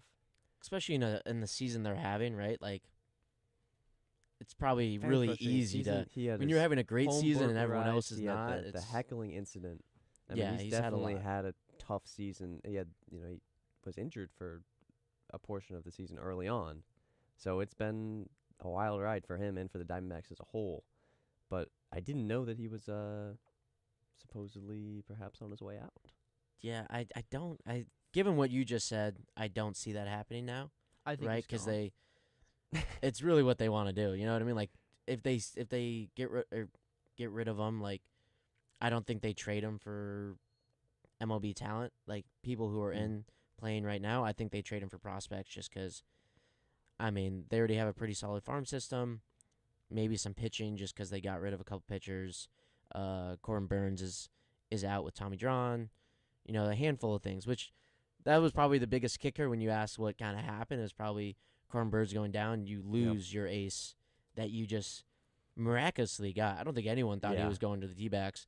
All of a sudden, he's there. You have Montgomery. You're like, oh my goodness! And now you had two guys that were supposed to carry your rotation, both gone with Tommy John. Mm-hmm. I mean, granted, I would have loved to have Corbin Burns instead of Montgomery back, but I'm not gonna say about that. So that's what I have to say about the Diamondbacks of Arizona. Oh, it's pouring rain in Ireland for this football game. Don't they play inside though?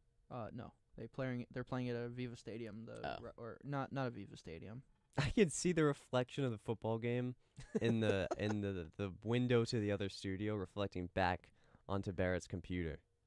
Like that's a good Johnson. Head. Look That's at that. a good head of hair right there. That is a lot of hair. Yeah, okay, we're not supposed to talk about college football today, but people are talking about Avery Johnson of Kansas State. We're not supposed to. However, let's get into it. People are talking about him like he's going to win the Heisman. He's like the most average quarterback ever. He's just got cool hair and had like 3 weeks last year where he threw for like 15 touchdowns. Barrett, what if you're at the Heisman ceremony in 3 months? Avery Johnson is a finalist. Do you go up to him and say, Avery, such a great season you had. I just wanted to hear some of your secrets. 1-on-1, August 23rd, 2025, 12:26:57. You said, and I quote, people are talking about Avery Johnson like he's going to win the Heisman this year. No, when he goes on the sideline, he's not watching game film. He's watching this right now. I mean, it doesn't matter because he's not gonna be in New York. I just saw him. He just took December. a snap and he won't be with his offhand. He's looking at his phone like this. Yeah, no, he's throwing. It doesn't matter because he has a visor and it's one of the smart. The only person who's going to be at the Heisman ceremony that means Oculus. anything is Marcel Reed because he's going to be there. Gigamags. That's college football talk. Thank you. Moving back to baseball. Something I wanted to touch on quickly was the fact that we got off the Brewers pretty quickly. Mm-hmm. I just wanted to talk about the fact that the Brewers still, I don't see it. Oof. I know they're great. Uh-oh. I'm going to be honest, I kind of want to just bait you into saying some things. There we go. And attack me. But what have the Brewers done this year to show you that they're not the same team that makes big goofs in the playoffs and loses? Trent Grisham, a la Trent Grisham, a la last year, a la Madrid. All right. No, that's a different language. That's something you say in English. A la something. A la Pete Alonso. How'd you bring up his name? You know what? I think the biggest thing has actually been last year they were very reliant on Devin Williams.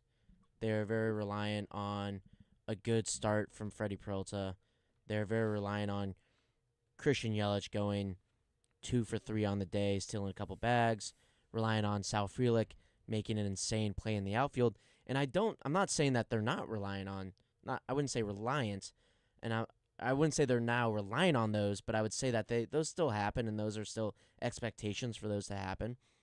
What I think it is, though, is it's a real next man up mentality right now, right? Like Isaac Collins, most people probably haven't heard of him before this year, right? And all of a sudden he comes up and he's having a great season. He's playing well. I mean, Joey Ortiz just went down, and he's been our shortstop all year. Montestero comes out, makes a great play in that game, which actually kept us in the game, allowed us to have that walk-off. I mean, it's just about never quitting, and I think every team's going to say that, right? Every team's going to be like, we don't quit, we fight to the end. But I think you see it the most with the Brewers just because in that 14-game stretch, 8 comeback wins. I mean, beating teams from the beginning of the after the All-Star break, having great pitching moments, having great experience for the bullpen. I mean, you've seen it this year, especially Pat Murphy has trusted every single person in that bullpen until not even until they've proven them otherwise. It's almost like, I want you to show me why I shouldn't, right? Like, I'm going to put you in there. I'm going to trust you because I'm going to need you in the postseason, right? When we are in that game 3 that we're tight and all of a sudden we're throwing out Devin Williams again. We don't need, like, when you do that every time, and we talked about it earlier, when this guy's coming out every single time it's a tight situation, it's very difficult. And I know Uribe as well as McGill are going to be great for the team and have been great for the team, but I really just think it's the young attitude of it. Pat Murphy coached at ASU for a very long time, very successful at ASU, and I think he's really treated it not like, I'm not going to sit here and be like, it's a college locker room in there, because these are grown men, these are professionals, but he does treat them with, I think the respect of, you're a young player and you're going to make mistakes, and occasionally we're going to have to talk about that. Occasionally you're going to have to sit out a little if you keep making these mistakes, but it has made the team better. And so I think that's been the big difference from the year before. We're going to do the same thing because it's working, right? And when we face a little adversity, we're going to do the same thing. This year it's been face a little adversity, we're going to change a little bit, and that's how they go on these crazy streaks, win all these series, and I'm just impressed. I mean, who knows how far they're going to go? I don't want to say anything just because I feel like I really jinxed them last year. No, go ahead. Make a prediction. No, I'm not going to make a prediction. I will not do that to my team. Come on. I will not do that to my team. Wow. My prediction is that your future we of will this station hinges we will on win your prediction. the NL Central Division. Because, by the way, Cubs, way to win 3 games out of 5 against us. By the way, you only gained 1 spot. Hey, so congrats. Kyle Tucker finally hit a home run. Yeah, that was cool for him. That was cool for him.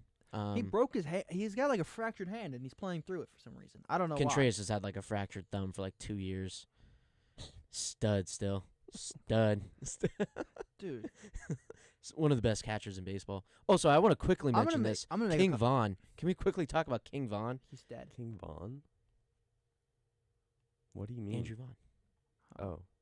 One of the best. So I thought we were talking about the rappers. No.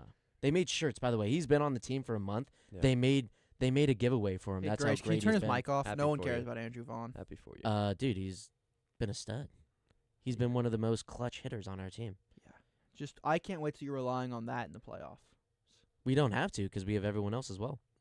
They have everyone else. Caleb Durbin, by the way. Thank you, Yankee fans. Caleb Durbin's been great for us as well. Happy for you. That was the Devin Williams trade? That was Devin Williams trades.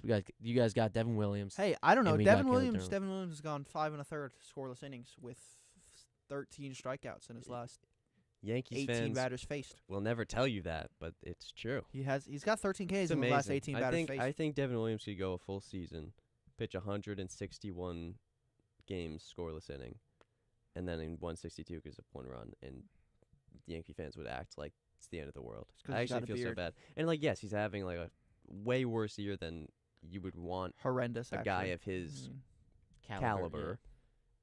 But, geez, I just feel like Lewis. In Yankee land and in Met land, the expectations have swollen so much that players are no longer credited when they're successful. They're only bagged on when they're bad. I think people forget that the Yankees haven't won anything in 16 years now. I don't forget. They treat it like they're high and mighty, but 27 rings, but it's been 16 years. Barrett does know this firsthand though. When Josh Hader went to the Astros, half of baseball fans today have never seen a Yankees win the World Series ring.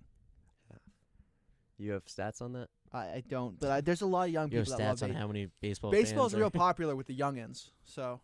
Stats on that?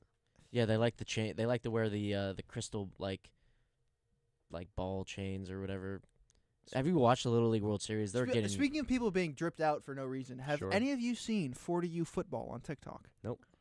It's What do these you mean? 40-year-old men playing tackle football. Oh yeah, it's awesome. And they're like, I've seen it's 30-year-old. It's electric. And, it's 40U. 40U football. It's electric. Who are Look they it up. playing against? Each other. Other 40-year-olds. No, No, full not, league. not Yeah, kids. full league. I don't Yeah, know. yeah. It's like And almost this like guy- beer league this guy- baseball or softball. No, this but guy they just football. won their Full third padded. consecutive championship, and the guy's he's got a do-rag on, and he's crying, like full on tears, crying. He's like, man, I'm just so thankful for all the Lord's given me. Man, this He is should go to the this is league. my dreams come true. Joe Wow. Flacco. And Wow. he's like full on just bawling, crying, and he's 40 years old, and Wow. and they're like, their kids are on the sideline like cheering for him. It's pretty wholesome, but it's also like you're 40. Like, I mean, like give it up, Unc. real quick though, like when you were talking about Devin Williams before we went into whatever that was. Every time, like when Josh Hader left the Brewers and went to the Astros, he did have a rough first year, and this year he's dead. Is he? Yeah. I haven't paid attention to the Astros. They killed Josh Hader. No, but they no one usually told have a me? rough They season. called right out after. it. They called a hit. Never mind. Jesus. Never mind. They called out a hit on Josh Hader. That's all you gotta know. All right. I don't even know how to go from that. So. Anyways, when I was little, I was in a flag football league, and that was, I literally treated that like I was Yeah. Tom Brady in the NFL. That You played quarterback. that meant I played quarterback. played Did you know center. I Did played you win a quarterback? championship? I played Played center. center in flag football. Yeah, but I was center eligible. Center tight end. type No, of I thing. actually I played center but it wasn't. It was more like a running back. Like you would snap it and then they hand you it back just- to you. We had a just play in flag disclosed football to the where public. the center would snap it and then he would roll over and trip Oh, the no. rusher. No. He would trip and roll over. No. No, that's what never they did failed. for you. They were Never like, failed. Barrett, can I play wide receiver? How about you just be the center? No, but and you're then so just- good at you snapping just the roll ball. over and trip the But guy. like you're No, so good at it you're wasn't- so Barrett, good at you're snapping the ball. amazing I at was it. actually It's always a perfect throw to the quarterback. I played Texas 6A high school football. Okay, like let's not forget that. Okay, I played real football. I don't know if anyone in What- this room did. what Oh, there's just position? an illegal kick in this football game. What position? That Barrett, is. were you a What was your linebacker? record? I wasn't a linebacker. I wasn't fast enough. What were you? Defensive end, defensive Oh. tackle. It really depends. Okay. I was probably 100 pounds less than anyone else playing on the defensive line. It was pretty electric. 1 forced fumble and 1 sack in my career. Wow. Not a big Dang. deal. And I didn't even play my senior year because I was hurt. Huh. Yeah. Dang. Wow. Pretty electric. Career cut short because of injuries. Yep. Such a shame. So is my baseball Coulda gone career. pro. Same injury. I'm actually gonna be. getting war flashbacks. I'm gonna be This one. guy's I'm in gonna be one of 40U those right like now. 55-year-old. I'm gonna be one of those 50-year-old men who's like, He's I gonna could have get made it. like I triple could have knee made it. triple knee replacements just to keep Barrett's playing. laughing about 40U. That's you, man. No. 20 years. Man. No. I mean, I Hey, I our wouldn't be roommate is ashamed in the about beer that. league If softball I league. could play That's tackle awesome. football at Yeah. age 40. And he's got a big old like Yeah, he slid in. he was beer he was league sliding in no. beer league softball, and he's got a big like You ever see turf those burn on clips his of leg. guys just decking the catcher in Oh, beer league softball? yeah. They'll just run right over them. The best part is like everyone's confused why there's a whole second base for them. They don't even need to touch the main bag. I love people who take beer league and adult league seriously. It's like, dude, you're 50 years old. I thought they Everyone were the else, coolest as a everyone kid. you're playing with has had like 6 knee replacements and doesn't have an arm, and you're like 25 for some reason playing in this 50U league. Stud. Man, I'm gonna Freak of join nature. I'm gonna Freak of join a athlete. 40U football league. Me, Max Spitza, and Barrett Spritzer running the 2010 Miami Heat, Mario Chalmers, LeBron, and D Wade 3-person alley-oop play against I'm Mario Chalmers, Jason Terry probably. against the trainees of the 2025 WFUV class. Yes. Just yamming on a freshman. Can we get a full like tackle football game going with WFUV? I actually was staff thinking. members? I was thinking we could do a little Thanksgiving flag football game. Ooh. Something like that. Yeah. But Throw that out take there. away the flags and let's get some pads on. Let's strap up the cleats. Might strap lose up a the couple helmet. ACLs, but you know I got a couple speed It You don't has need to an happen. ACL to call a game. it has to happen. I got a speed flexor too in my basement. So- That's a helmet. You actually do. That's a football helmet. You actually might. No, we don't. We have a lot of stuff in that basement that I got a couple baseball helmets. Hmm. could use I've those. got 6 or 8 baseball bats.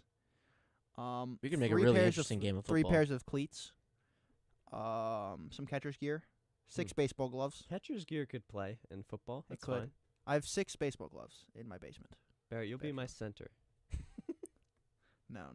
I don't think you guys were understanding what I was saying. It's like I would snap it and then I go run routes and I had like 18 touchdowns. For short gains, huh?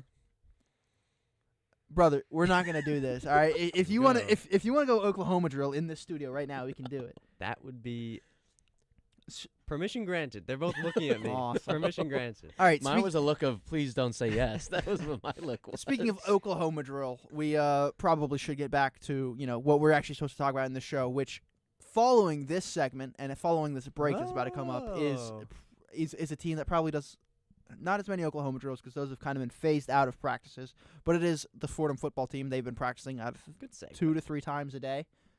You know who else practices 2 to 3 times a day? The Fordham rugby team. Shout out those guys. Don't shout them out. Whatever. Fordham football, on the other side of this break, we got a little preview. They play Boston College in 1 week from today. Mm-hmm. Exactly 1 week from today. Mm-hmm. Mr. Joe Henry will be there? Nope. Not be there. Be in the studio. Not on the broadcast. Not on the broadcast. But we've got Chris Carino on play-by-play. We've got Brendan Shorey on color. Tucker's going to be there on-site producing. That's our 3-man crew. They're going to be rotating through all year. Hope you join us. Game 1 next Saturday at 2 p.m. Eastern Time, live on 90.7 FM. And that's why we have YouTube you here, at WFUV Sports. You're the guy who knows things. So that's why we have with that. the little skill Rams. Because you're actually the one in charge of who gets to be where. So that's why we have you here for that little segment right there. And in this preview, you'll hear from all 3 of our broadcasters, and we got a few special guests as well. A couple of the star players on the team and the head coach as well. It's a lot of fun. That's and you will hear that from all 3 of those guys, and the other things he just said. Yeah. On the other side of this break, shout out Joe Henry, because wow, that was incredible. I don't have the ability to do whatever you just did, so that was pretty cool. So on the other side of this break, you'll have some people who actually know what they're talking about, previewing some Fordham football, and then after that, unfortunately, you will be stuck with the 2 of us and Trey again. I know, I hate to do that to your ears, but on the other side of this break, some really interesting stuff. See you then.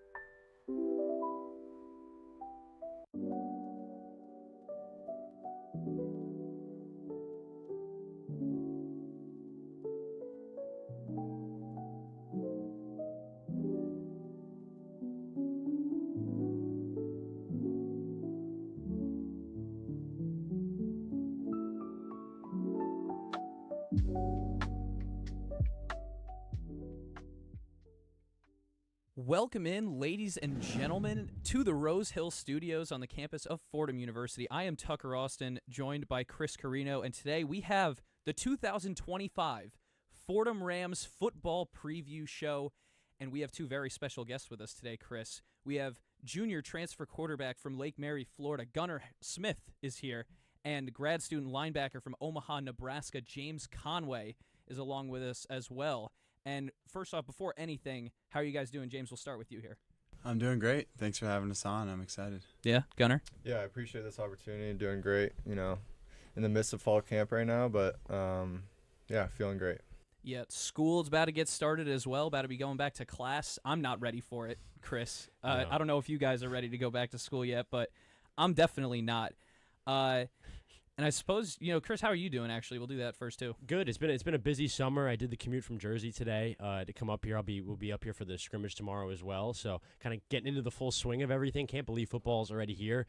It feels good to be watching football. Even watching the Jet Giant preseason game the other day, it feels like a long time since we've really been invested in football. It's exciting. personally, I can't wait to get some Fordham football in front of Absolutely. my eyes. Whether that's calling the game or on TV or on the radio on 90.7 FM, wherever I can get it. I need Fordham football. Absolutely. But we can just we can roll right into things here. We got some questions for you guys. I'll start it off with you, James, more experienced guy here at Fordham specifically. After a short season last year for you, you only got into 4 games because of injury, of course. How hungry are you to get back out there and hopefully play a full season this year? Yeah, I'm pumped. Obviously, it was tough last year, only playing in 4, so felt like I got a good taste of it, but I didn't get that full 12-game season. So really excited for this year and really excited for the opportunity to just be on the field as much as possible. Yeah, and just slightly piggybacking off of that, you've been so dominant here. You've played so well here, especially on that defensive side of the ball. Even in the limited time last year, you really made an impact. Kind of looking at this season, what is the individual goal for you? Not necessarily any sort of award, but what do you want to do on the defensive side of the ball for this team as a leader? I think just trying to be the best leader that I can. We have a lot of experienced guys on defense who have been here for a while, so I think we got that going for us. But just trying to lead, send the right message, and ultimately, like as far as on-field play, just try to be in the right spot as much as possible, do the right thing, and just play the best football I can. Yeah, absolutely. And Gunnar Smith, you have a little less. You're a little less acquainted here. You're kind of new getting in. We talked a little bit earlier. You're a Florida boy. You now coming off a few places. A really good year last year, really productive year last year. Kind of what does the offense in your head look like coming into this season, and where do you see this team benefiting the most on the offensive side of the ball? Yeah, right now, we have a lot of weapons in the receiving core right now. Ricky Gonzalez, also Tracy. A weapon, to be fair. Yeah, KJ Reed, Jack Freeberg. We've been getting a lot of chemistry. I mean, I came here in the winter, had the whole spring with them, so built a lot of chemistry in the spring, and then continued that through the summer, through the summer sessions, and then in fall camp we just hit it running. So it's been great, And then, like, on the non-football side of things, what's it kind of been like? What's your experience been like as a transfer coming to live in the Bronx now here at Fordham? Have you been here all summer? Yes, I have. Gotcha.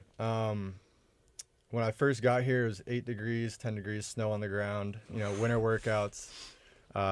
Definitely a grind at first, a little bit of a culture shock.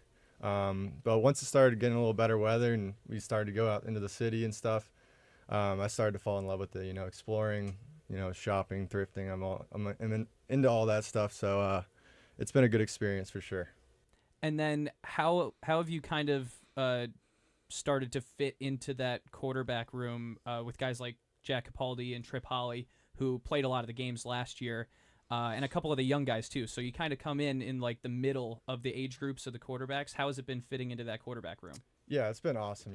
Those guys are my best friends right now. We're together 24/7, as you can imagine, fall camp. But yeah, it's been a great experience. Those guys, just competing, iron sharpens iron. We're going out there every day, giving it our best. And on another note, also off the field, we saw the locker rooms. They look fantastic. The lockers specifically look fantastic. On more of a note of what they signify, this school putting in more to your guys' program, what does that feel like to have the backing of the school behind you, and also just going into the season, look good, play good kind of thing as well?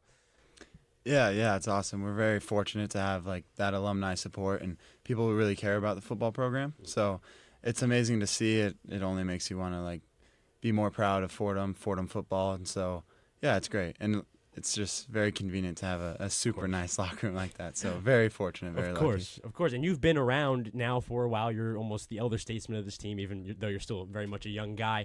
You've obviously seen trials and tribulations, your ups and downs here at Fordham. What makes you so optimistic coming into the new season?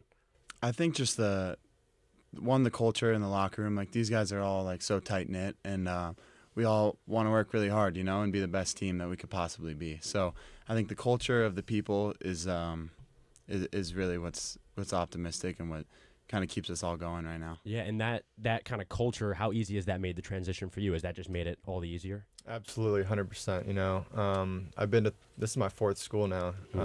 This has definitely been the best transition into a football team that I've had. It's a family atmosphere. Coaches are amazing. It's not like, like UCF was a giant program where the coaches are kind of not treating their players like robots, but there's not as much of that connection that you have. And Fordham, like the coaches show you that they're player driven, and it's been a great transition so far. And that you've seemed to benefit more from that kind of that closeness. Almost, if you were to compare it to schools, like I have friends who go to bigger schools. They're in a lecture hall with 400 people, and it might feel a little more industrial, things like that. But it feels a little more, small town. If you're in a 30-person class here, a little smaller, maybe a little more attention, things like that. Yeah, absolutely. I definitely excel in that environment better, and that's what it's been here. So it's been great. And Gunnar, you mentioned the three schools before. You went to UCF, USF, and then spent a year at Highland Community College. Is there anything like particularly important that stands out to you that you learned from those three stops before you got here that you're bringing with you to Fordham? Absolutely. When I went to USF my freshman year, coming out of high school, I was almost like a blind bat. Just going in there, first fall camp. It was rough, but then I go to UCF, and I've learned things on the way, and everything's gotten easier as I've grown through this process. And going to JUCO, I had to bet on myself. I didn't play those 2 years. I didn't play at USF. I didn't play at UCF, so I was at the bottom of the totem pole. I was saying to myself, I have to bet on myself. Go out to Kansas in the middle of nowhere in a town with 900 people.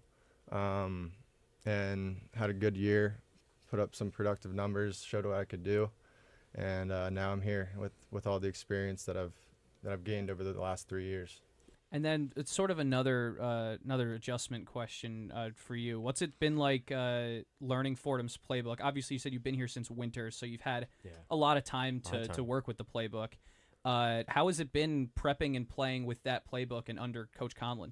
Yeah, it's been pretty. I wouldn't say easy, but it's been comfortable. Like, I've learned a lot of new offenses. Obviously, I've been bouncing around a little bit. So, and a lot of it's similar to stuff that I've done in the past. So, I would say it's a good transition with that. And James, I wanted to ask you specifically about a milestone that you made last season. Last year, you did only play in the 4 games, but you racked up like 49 tackles, I think it was, total between tackles and assists, and you became Fordham's and the Patriot League's all-time leading tackler with 436. So I was just kind of wondering, what did it feel like in that moment to make that milestone and to, become the most prolific defensive player in the history of Fordham or the Patriot League? I don't think that's hyperbole, to be honest with you. Especially the conference. I mean, the fact you broke the record with this much time is just ridiculous. Well, thank you guys. Yeah, of course. I know you're not nice. gonna. Yeah, of course.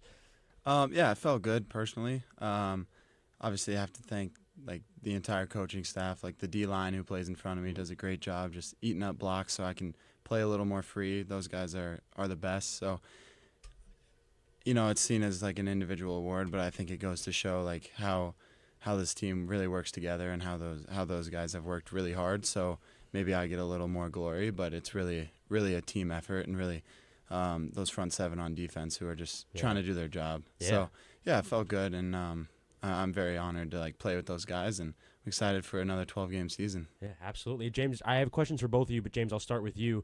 Talking about that defensive line, that front 7, who in camp or even back toward the winter, what Gunnar's talking about, who do you think has shown themselves to maybe stick out in the upcoming season? Maybe people should keep a keen eye out for. Who's really going to kind of put themselves head and shoulders above the rest on that D-line? Just to shout them out. That's a hard question. A lot of those guys are you can working say more really than hard. one. Yeah, I mean, obviously Claudia, Sam Burkle, Jack Lowe's been banged up, so he's gonna be back, which is great.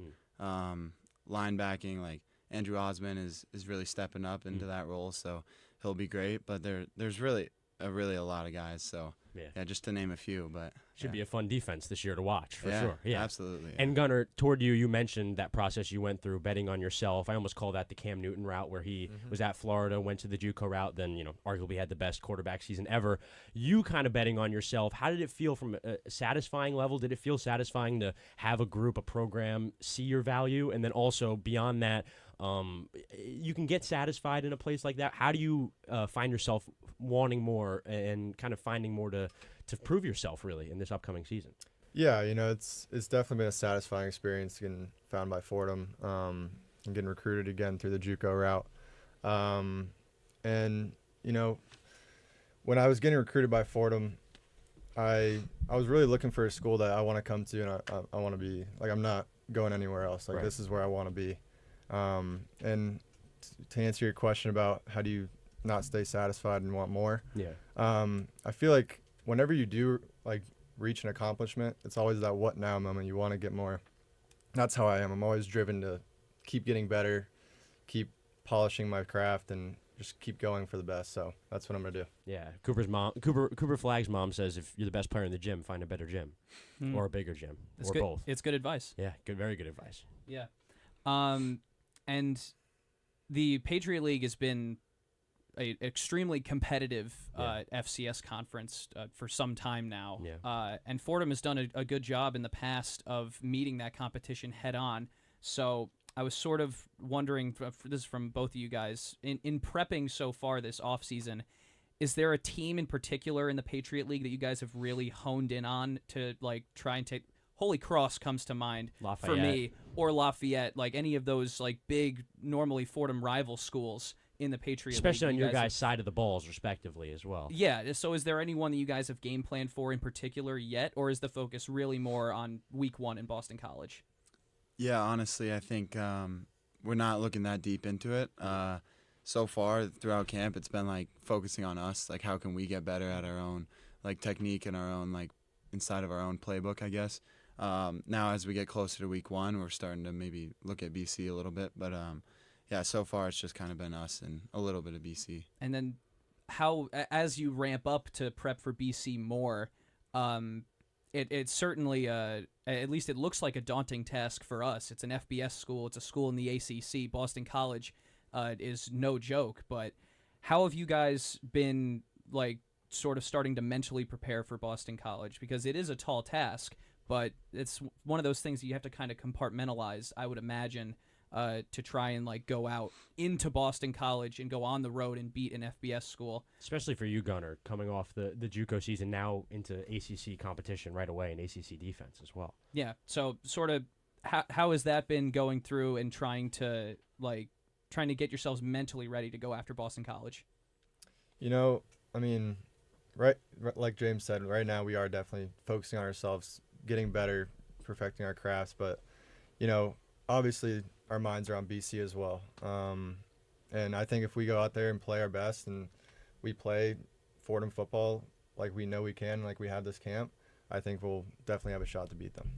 I'm here for it. They're they sound like the Fordhams of old, like the Fordham teams from the 30s and 40s that would go to bowl games and beat schools like Boston College. And James playing Ivy Leagues. And James has the experience against the Power 5 competition as well, with one of the best games any player has had against a Power 5 competition a few years ago against Nebraska. Kind of recontextualizing everything to BC, looking at that game, especially kind of on your both respective sides of the ball, as I said. Aside from winning the game, because obviously that's the main goal always, you're always trying to go out and win the game. What specifically are you trying to do? What's your goal in this first game? Even specifically to both of your games, whether that's you're looking for the sideline pass you want to improve, or your waist tackle, something specifically you guys are just trying to accomplish individually going into this BC game. It's a big competition. I think just not giving up, not bowing down, just leaving everything you have on that field.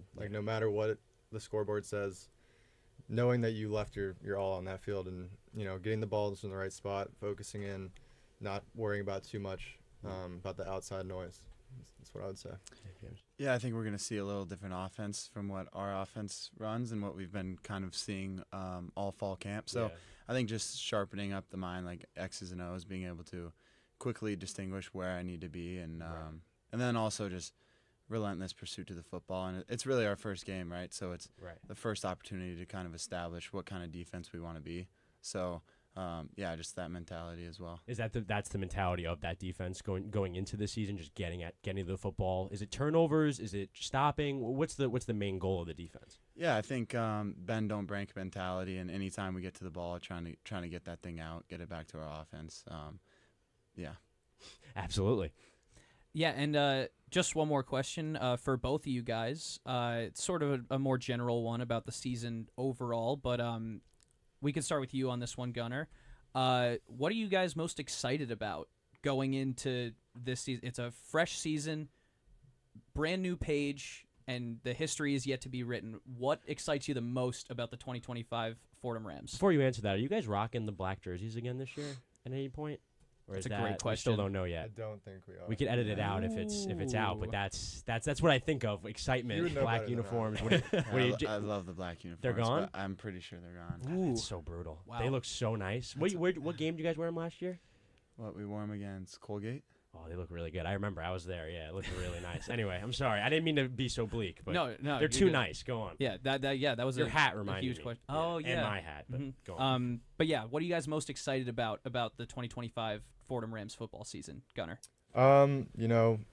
Obviously playing at Boston College, first game in front of a giant crowd. I mean, I don't know if it's going to be a giant crowd, but just being in that stadium, putting on a show. And then, when it gets to the league games and the Patriot League games, we're going for a Patriot League title this year. Like, we have the guys for it. And if we execute correctly, that's what excites me, is that knowing that if we put our best foot forward, we can do this. That's what I'm excited about.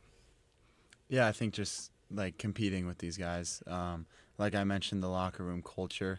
So just one, being around these guys, it's my last go around. So just really enjoying that experience, and then two, trying to compete and do the best we can. Like Gunnar said, we got a lot of goals in mind. So, yeah. Yeah, even as someone like me who's they're in their last year as well, I can definitely relate with kind of the feelings you have there going into your final season. Yeah, well, Gunnar Smith, James Conway, thank you guys so much for taking the time. This has been Chris Carino and Tucker Austin on the 2025 Fordham Football Preview. We'll have a little bit more. Brendan Shorey is going to join us, and we will have Fordham head coach Joe Conlon in just a moment. Don't go anywhere. Welcome back to the studio here with our Fordham football crew, Tucker Austin, Brendan Shorey, and a special guest, the head football coach of Fordham football, head coach Joe Conlon. Coach, how are you today? We're at the culmination of the summer now. What are your thoughts and feelings kind of now exiting the summer camp? Yeah, I mean, I think we're in a pretty good spot. We have good depth on the defensive side of the ball, and those guys have been running around pretty well. Obviously, it's great to have James Conway back, who I know was just in here, and offensively, Gunnar has taken to it pretty well, and he looks good out there, as does Jack Capaldi at quarterback. So, we've been a little healthier at wide receiver this year than we were last year. So that's been fun to have those guys out there and available. So. The boys are competing. They're working hard. We're going to scrimmage tomorrow night in kind of a controlled atmosphere, just hit some situational stuff, and then it's, we're on to BC, so yeah, it's getting exciting. Yeah, definitely getting exciting. It seems like James and Gunnar, who are just in here, are on kind of two different sides of the coin. James very much established here, very much a veteran of this group, and Gunnar a newcomer coming in, both with reasonable expectations on them. Can you just talk about how both of them have handled their expectations and their kind of current situations? Yeah, I mean, start with James. I mean, James is looked to, I think, by everybody in the program as the leader of the program. Going into his fifth season, all-time leading tackler already. Very self-disciplined, very, but great teammate all around. So, I mean, James, I think, probably a little more comfortable coming into this fall camp than Gunnar was. Kind of knows who he is, but also, also being asked to be a leader and on and off the field and what that means. So James, in the younger part of James's career, he always had Ryan Greenhagen to kind of pick up the slack. And then I think last year when he wasn't playing, that made it a challenge for him. Now that he's healthy and he's feeling great, I think he's really kind of growing into that role day to day. So, he's been fantastic, every day he's been at Fordham, but he's really, he's playing his best football and really growing into a leader. I mean, Gunnar, had to come in. We got him in. I think his official visit was after January 1st last year. So we got him up here and got him admitted I think he was back on campus 3 days after his official visit. So wow. it was fast, yeah. you know, but he's a mature kid, and he's been at 3 different stops already. So he's had to learn 3 different systems. So that muscle was kind of already established. But yeah, he's been fantastic. He's all business, very serious young man. You know, very mature in how he goes about it, practice, things like that. Doesn't get rattled. You know, so it's been fun to kind of watch him grow from really early spring to late spring to this camp where he's been pretty incredible. And while we're talking about Gunnar, I just wanted to ask about the transfer portal. It's become such a huge part of college football now. So how did you go about navigating the portal this offseason, losing so many guys offensively? How did you sort of implement that to put together the current version of the Rams? Yeah, I mean, Juice, you know, we knew last year was Juice's last year. So, you know, we kind of had advance warning of that. And we had recruited accordingly, and we felt like we were in an okay spot there. We wanted to add a little depth at wide receiver, which we did with Alec Hughes. And we wanted to, and obviously, you know, CJ told me right after Thanksgiving that he was gonna try it out. So I said, okay. So we, you know, that kind of became the focus. Fortunately for us, most of our recruiting of underclassmen is done now by the end of July, right? So we have a pretty good feel for what that incoming class of high school kids is going to look like by the end of July, early August. So, you know, whatever portal departures we have, we can fully address that in December. And what we do as a program, and I think most of our guys are pretty good with that, is we encourage kind of constant, honest, and open discussion, you know, especially with our guys that are in their 4th year, maybe have a 5th, you know, hey, what are you thinking about? What do you want to do? You know, then obviously they have to feel like it's a consequence-free environment. If they say, yeah, you know, I think I'm going to get in the portal, you know, we're not going to bench a kid if he tells us that. Right. You know, it's about what's best for the team in the moment, and then obviously what's best for the team moving forward. So you know, the portal isn't going away. You know, who knows how they'll continue to legislate it, but for now, it's, you know, you have to manage it. It's a thing that happens. You have to manage it, and I think the staff did a pretty good job. And you know, we probably talked to 9 or 10 different quarterbacks, and you know, I'm thrilled, obviously, with how it worked out. Kind of piggybacking off of that question about the transfer portal, you have the Patriot League, which is expanding now. You have Richmond coming this year, and then William & Mary and Villanova both coming in the 2026 season. Does that put more of an emphasis on the transfer portal when you're trying to, I guess, compete more in a conference that's getting more competitive and bigger year by year? Does that put a bigger emphasis on the transfer portal those years, or how do you just go about navigating that? Yeah, I mean, it's kind of position by position. And, you know, in the Patriot League, you have some limitations in terms of grad transfers and, you know, higher academic schools. It's harder to take 6-semester kids and things like that. So you have to kind of know, all right, what are the rules of the game I'm playing? And then, you know, how does it look like, you know, right now help or recruit and develop at certain positions? You know, for example, offensive linemen in the portal are kind of a hot commodity because they're already big, they're already strong, they've practiced, they're adjusted to the speed of the game. So an offensive lineman goes in, you know, it's probably more challenging for us to find a high-level offensive lineman than it is to find some other positions. You know, so you have to, you know, kind of where can we find value in the portal, right? And that's, you know, so that's a piece of it that we look at, and then it's, you know, what departures are we going to have? We feel really good about our young guys right now, but what, you know, what's it going to look like? You know, if you have a kid who has a tremendous year, you got to start thinking about it. You know, what's going to happen, and who's going to reach out to this kid and things like that. I mean, obviously, you know, we know there's certainly tampering and poaching out there, and that is what it is. So you just have to. You're always kind of revisiting your plans, always talking it over as a staff and with players and things like that. You've mentioned the younger class a couple of times. So is there anyone in particular out of the freshman class this year who stands out, someone to look out for going into this season? Yeah, I mean, I think, you know, there's a couple kind of a couple offensive linemen that are could give us snaps. Marco DeCroce and Will Smith are kind of big enough, long enough. They're doing a solid job this camp. I think John Morris will give us snaps at tight end. Young wideouts, I think, are talented. You may see a handful of them here and there, but I think we have enough top end depth there where we're not going to need to rely on those guys. It's not going to be like where DeKeys came in and he had to start first game. Johan Yi Louis at running back, I think you'll see him certainly in the return game and some other places. Fantastic name for the record. It's good name, yeah. South Florida kid, and he's moving really well. He's having good practices. Defensively, we have pretty high end depth. I really like the young guys we brought in on defense, but I think we'll obviously see how it shakes out. But you could see those guys contributing at times this year. And from an improvement level, there was ebbs and flows last season. We know that a football team, it takes defense, offense, special teams. Everyone needs to come together. Where do you see this team improved over the offseason into this season the most? Yeah, we're protecting the quarterback a lot better than we did last year.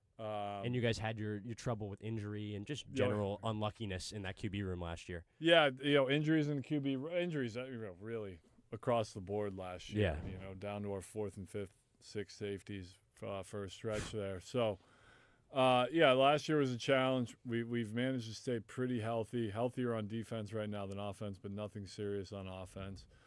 And just better depth. Kind of a deeper depth chart going into this year. So I think, improvement. We're protecting the quarterback better. I feel a little bit better about the run game at this point in time. I think we have, you had Juice last year, but I think we have, Jamel is back. J-Rod's back. Ricky Parks is feeling good. You got Johan, you got Jack Kaiser. So you have kind of a committee of guys at running back that can do a good job. Receiver, the same thing. Ricky's feeling good. Noden's feeling good. KJ Reed will be back in a couple days, but he was having a tremendous fall camp. Jack Freeberg is the same thing. So, you feel pretty good about that. And then obviously D-line depth is solid. Linebacker depth is, I think, fantastic. In the secondary, TJ Jones has really come along. So I think those guys are going to be much improved. Yeah, and that offensive line is so important to a football team, so vital. Go on, Tucker. Yeah, I want to ask about this QB room in particular because it feels like we're covering pretty much everything on this team. Jack Capaldi and Trip Holly both return. They played last year in place of the injured Montez, who went down in week 3. You got Gunnar Smith coming in as a transfer as a junior. Thomas Rosso is also rostered as a sophomore, and Matt Evaldi, a freshman, is also in that room. I was just kind of wondering what's the nature of the quarterback competition this year, and is there possibly a front runner or a couple of front runners that you can reveal to us that are in competition for the starting job? Yeah, I mean, getting most of the reps right now are Gunnar, Jack, and Trip. Right? And Tommy and Matt are doing a nice job, right? But the vast majority of the reps in competition are going to Gunnar, Jack, and Trip. Yeah, okay. Very cool.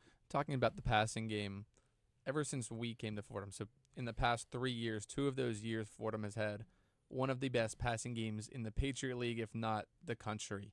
How do you see that passing game kind of shaping up going into this year? Well, I mean, I think Gunnar and Jack can both make, every throw we need them to make in the offense, and Tripp too. I mean, that was kind of one of the things that endeared Tripp to us last year during fall camp is he would push the ball downfield. And give his guys a chance to make a play. So all 3 of those guys are capable of making every throw we need them to make.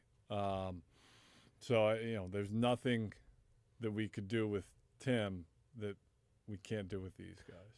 And that improved offensive line you mentioned, that just makes everything easier in the passing game. Yeah, if you can protect, obviously it's critical, and that's one of the things.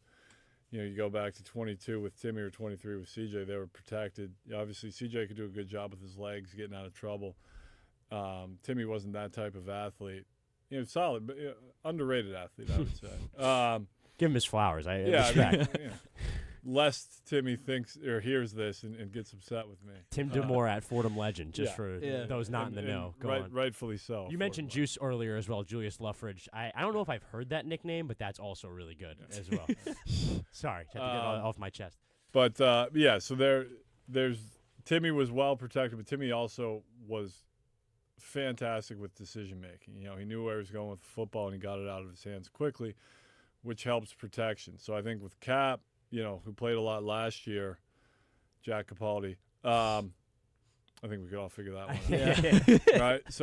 So Cap, you know, going into it last year, his decision-making wasn't nearly as close to where it is now, right? So that helps a ton with protection, and that's kind of one of the things we focus on with Gunner, too, because he hasn't spent a lot of time in this offense, and Gunner's, you know, made leaps and bounds with that, and we've kind of challenged him the last couple practices, shorten the field, really put him in a spot where he can't let those deep routes develop, and he's got to get it out of his hand quickly and take some of the stress off the O-line. We've spoken a little bit about the wide receivers and what you're looking for out of them this year, but I don't think we've touched on the tight ends yet. Jaden Allen, a senior, is coming back this year, assumedly healthy now after he only played 4 games last year. What's the offense going to look like in terms of like using the tight ends? Are they going to be more blocking guys, or going to be more part of like the actual passing game? I'm sure the tight ends are on pins and needles waiting. No, they will absolutely be a factor in the pass game. You know, Jaden and Matt Buron both, you know, they run well. Jaden's very, very good route runner. He's been exceptional in the run game this camp as well. Tough as nails.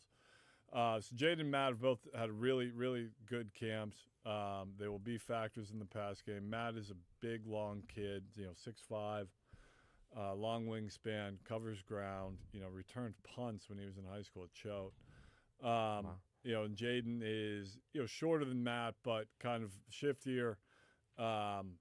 You know, he knows how to use space really well. So I think those guys will absolutely factor in the pass game. And, Coach, thank you for all the time. We appreciate how much time you've given us. Just kind of one more question. Now looking toward BC, Boston College, the Week 1 matchup.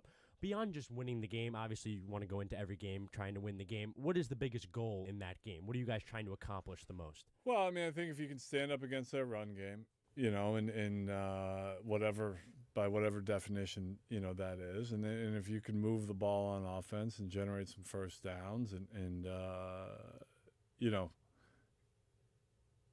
continue to move it. And on special teams, you don't give up any big plays. You know, they don't get a kick. You know, you don't turn the ball over. You don't allow big kick returns.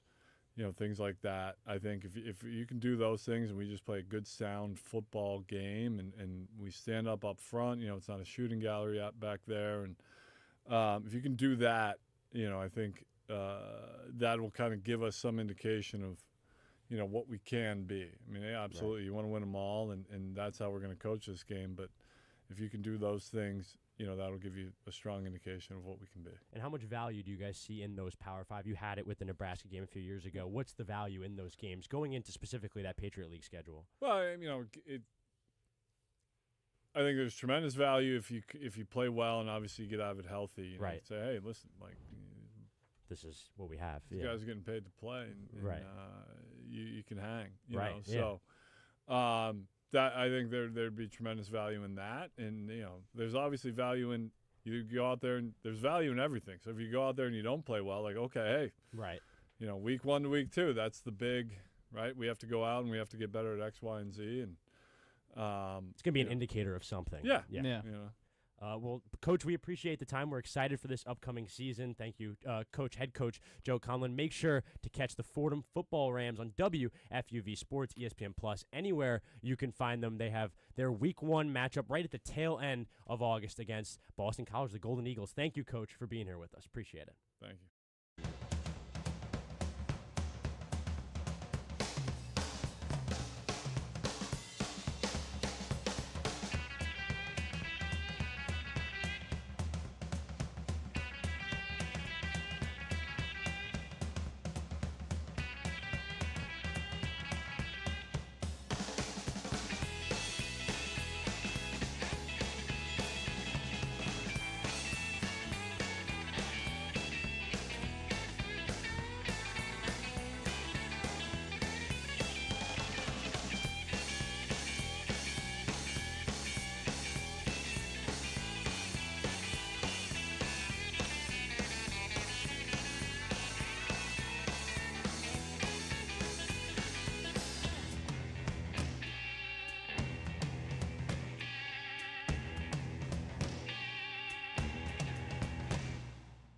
You're listening to WFUV, New York.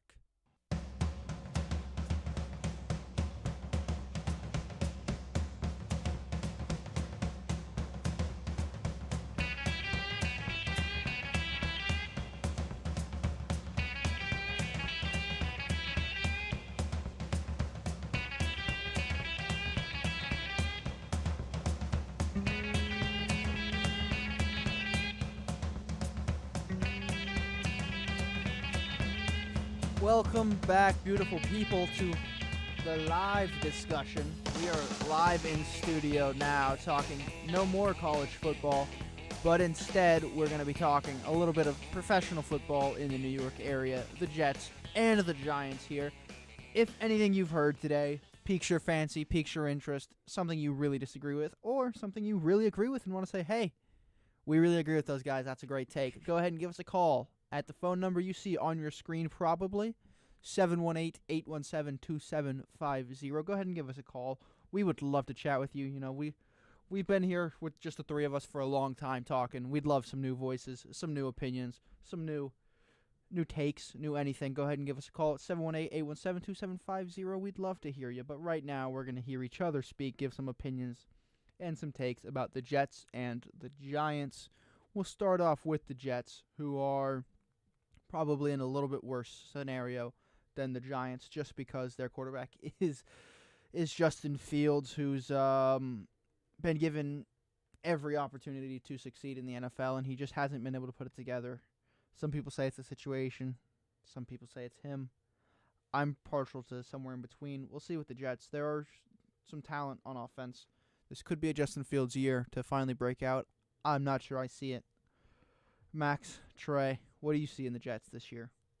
I mean, this is a weird year for them because I feel like this is like the first time the Jets haven't really been talked about too much in national media, I feel, because, all right, they lost Aaron Rodgers now, which I think is a good thing for them. And, you know, they're long done with that Zach Wilson era when they had that crazy defense and that, you know, that horrible offense that was led by him. I'm very curious to see what this Jets team does because I think for the first time in a while, they're kind of like, they're not being talked about much, so there's not much pressure on them to really succeed. But Justin Fields, I definitely think you're kind of underrating him a little bit. I think he's a decent quarterback, and I mean we saw what he did with the Steelers last year. I honestly thought they should have kept on playing him those first few games when Russell Wilson was injured, because he was doing really good. He was doing really good with them, but the preseason kind of looks a bit rough. Because they are passing very poorly. I don't know why they only had Justin Fields out there for like one drive the second game. I don't know why he didn't play at all yesterday because I don't think he didn't really look too great. Those 2 games. The first game he looked fine. Well, it's because like right when they signed him, they came out and said he's a starting quarterback no matter what. Even though Tyrod Taylor has probably looked better throughout camp in the preseason, it's because he's already been named their starter, so they don't really need to see him, and they'd honestly, at least from a coaching and front office perspective, would rather he played less, so there's less chance for him to screw up and make their decision look bad. So the less he plays before the start of the season, the better, because the fans can't call him terrible and call for the. But you're gonna let him end on a one. You're gonna let him end on a 1 for 5 day. You'd probably rather that than him go out and continuously doing that. If you did that again, that's even worse. Yeah, it's worse. So the less chances you give him to look bad, the better, because you've already named him your starter and you can't go back on that. So so at least I suppose. Yeah. But I mean, really, when you look at the rest, when you look at the offense, it's like they actually have a decent offensive line this year, and I mean, finally, it took them like almost a decade to do this to get something decent going. So I think Breece Hall should have a pretty good year this year, but. If their preseason passing woes keep on happening like this, it's going to be a really one-dimensional offense because, I mean, like, the ball cannot be in the air right now. Justin Fields is not able to make his connections with his wide receivers. Garrett Wilson's really the only wide receiver I'm scared of in this room. Really, the rest of the wide receivers not really putting much fear into me. And, I don't know. Personally, I'm a big fan of Arian Smith out of Georgia, I believe, is where he's from. But rookie, I think he'll probably cement himself as a pretty solid wide receiver too behind Garrett Wilson. Again, it's not as deep as it's been, but there are some bright spots and some places for some hope. You know, you got some younger wide receivers who can learn behind Garrett Wilson, can learn from Allen Lazard. I'm not sure how much you want them to learn from Alan Lazard, but like he's been in the league for a while. Maybe ignore some of the hands issues with Alan Lazard, and you give him, just more of the just welcome to the NFL type leadership. Maybe don't rub off the actual on the field play, but Alan Lazard's been around a lot of good players, around Aaron Rodgers for a long time, around Devontae Adams. So there's some hope that these more veteran receivers can maybe mentor these younger receivers a little bit. And maybe there will be something, give Justin Fields some sort of target outside of Garrett Wilson to throw to. Yeah, and I think what Justin Fields said earlier, I think it was earlier this week, about them not necessarily having the most exciting offense. It's going to be a little bit shorter passes. It's going to be really about just progressing, getting those first downs. If I was a Jets fan, I don't think that's something to worry about. I think that's actually something to be excited about, a quarterback who isn't necessarily going to try and do the flashy stuff, just rather going to try and get the job done. Because, like we were saying, we don't know if it was the system with Fields. We don't know if it was him or the system. So this is his opportunity to show that he can win some games, and I think he's willing to put away the flash to get those wins. And I mean, it's all about just getting the small yardage, right? I mean, if you keep getting first downs, eventually that last goal is the touchdown. So I think I did see a lot of stuff on media just kind of a little bit worried about that comment. We're going for 8-yard completions.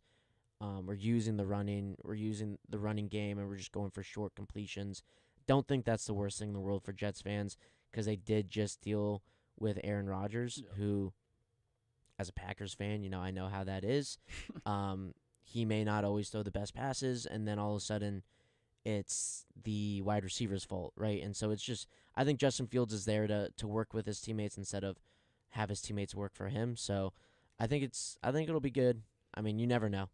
Preseason, like we were saying, like, you really never know what to expect, because just like spring training in baseball, just like preseason basketball, just like preseason football, it doesn't mean anything until the season starts. So it's just gonna, who knows what happens? I think it's the Jets. I think this is a Jets team where you should be happy if you're not a bottom 10 offense, and I think that would be. It'd be improvement. You want to see improvement. I think the ceiling and the hope is probably, like a borderline, that 17, 18, borderline average offense. Team. If you're like a fringe, like a fighting to be like an average offense, and it's a defense that's not as great as it has been in past years, right? Still good defense. So. It's a defense that has some very high end talent, but some it's of a little those disappointing last year. The depth on this defense is not there. It's nowhere near what it was 2 years ago when Aaron Rodgers first came to the team, and and that defense was able to carry them to still being an okay team even without their quarterback. Yeah, it was the worst thing that ever happened to the Packers his last couple seasons on the Packers. He was worse for the team than he's beneficial. Same thing with the Jets. He was worse for the team than he was beneficial. So didn't he win an MVP like his 3 years before 2 years before he left? I think it was 3. Yeah, so I mean, his last. That's what I said. I said last 2. I did say you last said 2. last couple. Did I say last couple or last 2? Last few. Last couple. Last few too. Last couple's last 2 though. I said last few then. Last few. I don't know. I'm right. You're wrong. That's clearly what that happened. Yeah. I don't know. This Jets team, I think. I just don't see it. I think it's going to be a. And they have a rough start to the season too. Their schedule is. I think you're happy with a. I think you're ecstatic, honestly, with a 7-win Jets team. I think you're. You don't need, your expectations shouldn't be we're winning the Super Bowl and destroying everyone. Yeah. Which I think they honestly thought when Aaron Rodgers came. A lot of people probably thought Aaron Rodgers was going to change a lot. Yeah, but Rodgers is gone now. I think a lot of Jets fans are properly rating this team as a team that's not going to be very good, but they want to be pleasantly surprised. They a 5-win season would be terrible. Would be very would not make anyone happy. But I think a lot of Jets fans are settling in for a season that could look very much like that. I think a 7-10 team is something I'd be honestly happy with. If this is a Jets team that's competitive, if it's a Jets team that at least puts out a product that keeps fans tuning in every week, that's okay. If this is a team that is putting up 150 yards of offense week in, week out, and giving up 300, 400 yards on defense every week, it's not. But if you're a 7-win team that's competitive and it's in games and Justin Fields is fun to watch, at least even if he's throws for 20 touchdowns and 12 interceptions, but he runs well, or if there's some exciting plays every week that you have to tune in because Justin Fields is going to do something exciting, I think Jets fans will be happy with that. I think they've kind of resigned themselves to. How good do you think Justin Fields has to be this year for the Jets to stick with him next year? I honestly don't see a world in which they do, because I think this is going to be a team that is picking, in the top 15 of the draft, and there are some pretty decent quarterbacks coming out. He'd have to be amazing. Yeah, there's Cade Klubnik, Drew Aller, Lenore Sellers, all just to name a few quarterbacks coming out next year. Potentially Arch Manning. I don't think Arch Manning comes out next year, but this is a Jets team that's going to be drafting in the top half of that draft, and so Justin Fields would have to play. He almost had to get them to the playoffs. He'd have 3,000 yards passing, 600-700 yards rushing, and 30 total touchdowns type of season. I think he has to be a borderline top 10 quarterback for them to stick with him, and is the talent there? Maybe. I just don't see it, and that's unfortunate because he's a guy who I really liked out of college, but I don't see a world in which Justin Fields is even on the Jets next year. I mean, maybe as a backup, or maybe, at least like a week 1 starter, and then eventually phase him out. But I don't really see it. I think. I mean, they only have him on 2 year. He's only on 2-year contract, anyways. So if he gets shipped off, he's just going to be perennial backup quarterback. Yeah. Which is, I mean, if I were him, I would take that and just wait for another opportunity. Yeah. I don't know if the opportunity will overcome though. That is true, but moving on from a team that I guess at least in the current moment in time has their quarterback position solidified for the upcoming season, to a team where they'd like you to believe that it's solidified, but I'm not sure. At least myself, and I know Max and maybe Trey even, are pretty skeptical on what the actual quarterback situation for the Giants looks like this season. Russ has kind of been named the starter, and a lot of people expect him to be the starter. But if this Giants team comes out and they're 2-8 going into Week 11, do we see Jackson Dart? If Russell Wilson can't recapture some of that magic that made him a borderline top 3 quarterback in the league for so much of his career.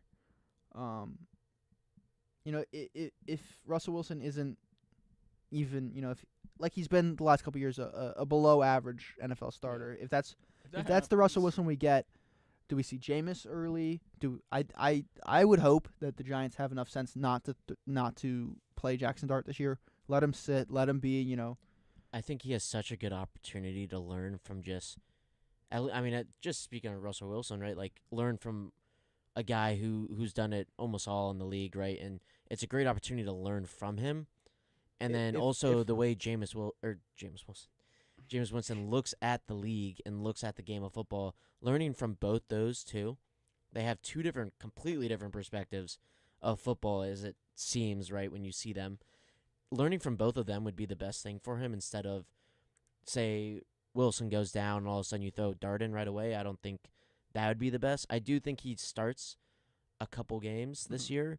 But I don't. If I'm the Giants, I am not rushing into this, especially after what they just went through last season. I think they take it easy. I think they let him learn as much as he can, and that's if you look at the NFL, every time a young quarterback comes out and is very dominant, it's usually after he's taken some time to learn from the veteran quarterback ahead of him instead of just being tossed out there and kind of like figure it out on your own, like learn from fire, learn from mistakes. But in football, that's difficult because, you don't want mistakes to turn into habits, as we were talking about earlier. With baseball, yeah. And there's no reason to rush because we all know the Giants are not going to be a good team this season. But they have some interesting future though. Malik Neighbors, obviously great wide receiver. I still think Brian Thomas Jr. is better than him, but that's because I'm a Jaguars fan. But regardless of that, you saw everything you needed to see from Dart, right, in the preseason. He was phenomenal there, and I think that's really what you need to. But you don't want to hurt that opinion anymore. Not anymore. You don't want to hurt that opinion of him because people right now are very high on him. Why throw him into the fire of mid-season or even starting him early and potentially ruining any of that kind of confidence that he's had built up? So, yeah, let Russell play. If Russell doesn't work out, let Jameis play because Jameis is very used to that backup role, and he'll be able to help the Giants maybe win a game or two. But I think definitely let Dart. I don't want to see Dart not play this whole entire season. I do think he should start at some of the very few last games when they're out of the playoffs and it doesn't really matter anymore. But I do think that it would be great to see him, but definitely when there's not pressure on him and you're playing kind of carefree football because the season's over. Yeah, and I think this preseason just proved that he was worth the draft pick and he was worth picking up. Which I was pleasantly surprised about. Yeah, and I think that's the best, that's what you want. And I think you start with the people that can deliver and have had experience because you don't want to just immediately give up on the season, right? Yeah. Or at least I wouldn't say putting Jackson Dart in would be giving up on the season, but if Jackson Dart plays in a game that matters this year, the Giants have not only failed him, but they failed the franchise as a whole because Jackson Dart, if he plays a single meaningful snap of football this year, there's a problem because it means either Russell Wilson and Jameis Winston are both injured, or that this coaching staff has significantly failed to do what they're meant to. And then Dable's gone. Because and I think Dable knows that it's in his best interest that Jackson Dart develops as best as he possibly can because he's your starting quarterback next year. Jackson Dart will be the starting quarterback next year. I don't think that's up for any debate. But this year, he needs to sit and he needs to learn and he needs to soak up as much as he can sitting behind those two guys. And also, it gives him more time to develop a relationship with Malik Neighbors, to develop a relationship with some of these skill guys. But yeah, I know you two would both like to see him. I think it's best if he does not play at all this year. If he's not even suited up, I think Jameis should be the number 2, and Jackson. He shouldn't even be. I agree. I know. The first couple weeks, I don't think on he the should depth even chart. be. On the depth chart, I know he's currently the backup, and Jameis is the third. But I don't think that Jackson Dart should be suiting up on game days, even because if Russell Wilson does go down, again, I don't want Jackson Dart playing meaningful snaps at all this year, and I don't want him playing any snaps really before about week 13. He'd be better off just having a headset on. Yep. Getting that side of the game. Go stand next to the quarterback coach. Yeah. Go stand next to Jameis. Figuring that out from there. Out. And then, if later in the season's not going great, I wouldn't even say necessarily start him. I would just say season's not going great. Game's not going great. Let's throw him in, get him some live gameplay, and then, I think he should have a little bit of experience before he becomes a full starter. I think I agree with Barrett where you just need him to learn as much as possible, especially when the team is still in a very competitive part, right? Beginning of the season, everyone has a chance. So, that they're going to be playing their most competitive football in the beginning. So it's better for him to learn than go back. I would agree. And that's really all there is to talk. Unless either of you have anything just pressing you got to talk about with Giants football. No, it's real. All the conversation really is about is Jackson Dart. Yeah, I would agree. Again, like I said with the Jets, I think the Giants are a team that I think there's more talent on the Giants roster. I think you have a more experienced head coach and a head coach that's really coaching for his job at this point. Yeah. So I think there's a little bit more upside, and a 500, 8-9 win season isn't necessarily out of the question. And that would be kind of just through pure grit, but this is definitely a team where if you are picking in the top 10, you wouldn't be shocked. But there's a lot more Giants fans would definitely be a lot more disappointed than Jets fans would be if they had that top tier pick. But that will conclude our little bit of NYC football talk. With we had that Fordham preview that was incredibly well done from our broadcast crew. We had some Jets and Giants talk, but now we're gonna head into a break but then on the other side of that break, we're gonna close out our show with just something I know both of you mentioned at the start. You're very excited for. I am as well. It's a Mount Rushmore of the best, most exciting, most memorable sports games that we have ever witnessed ourselves. We'll do a Mount Rushmore on the other side. I don't think it's necessarily fine. ourselves. Okay, you know what? I personally watched every single game on my list, and the reason I picked it is because it's memorable. You guys probably just went on Google's most memorable games of all time. That's lame. Oh, wait, do you mean like we saw live ourselves, or we could have seen it any time? I guess anytime if you watched it at any time. I got you. I know what's on your list, and I know you've watched maybe. You haven't even seen one of these games. I've watched 4. Well, it's Mount Rushmore, so they're all 4. So no, I've watched 4 out of the 5, and I have honorable mentions. If you watched first whistle to the last whistle of every single one of these games, watch 3. The movie doesn't count, by the way. I didn't count the movie. Okay. That might have just given away one of yours, but I don't care. We'll talk about it on the other side of this break. Very exciting Mount Rushmore. We'll see you on the other side.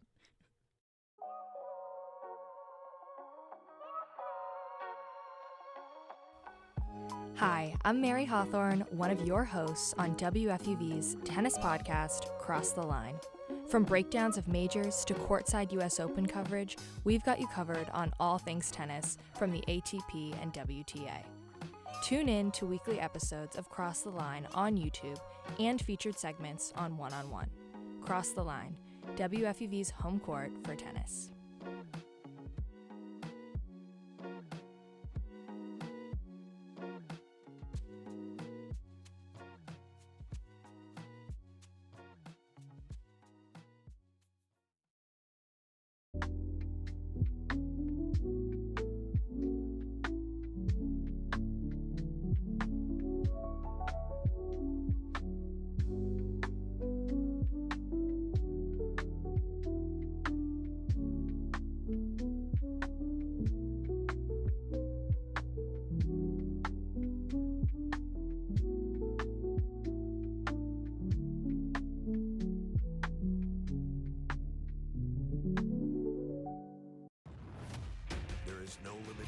Welcome back to our Mount Rushmore segment. I'm very excited for this.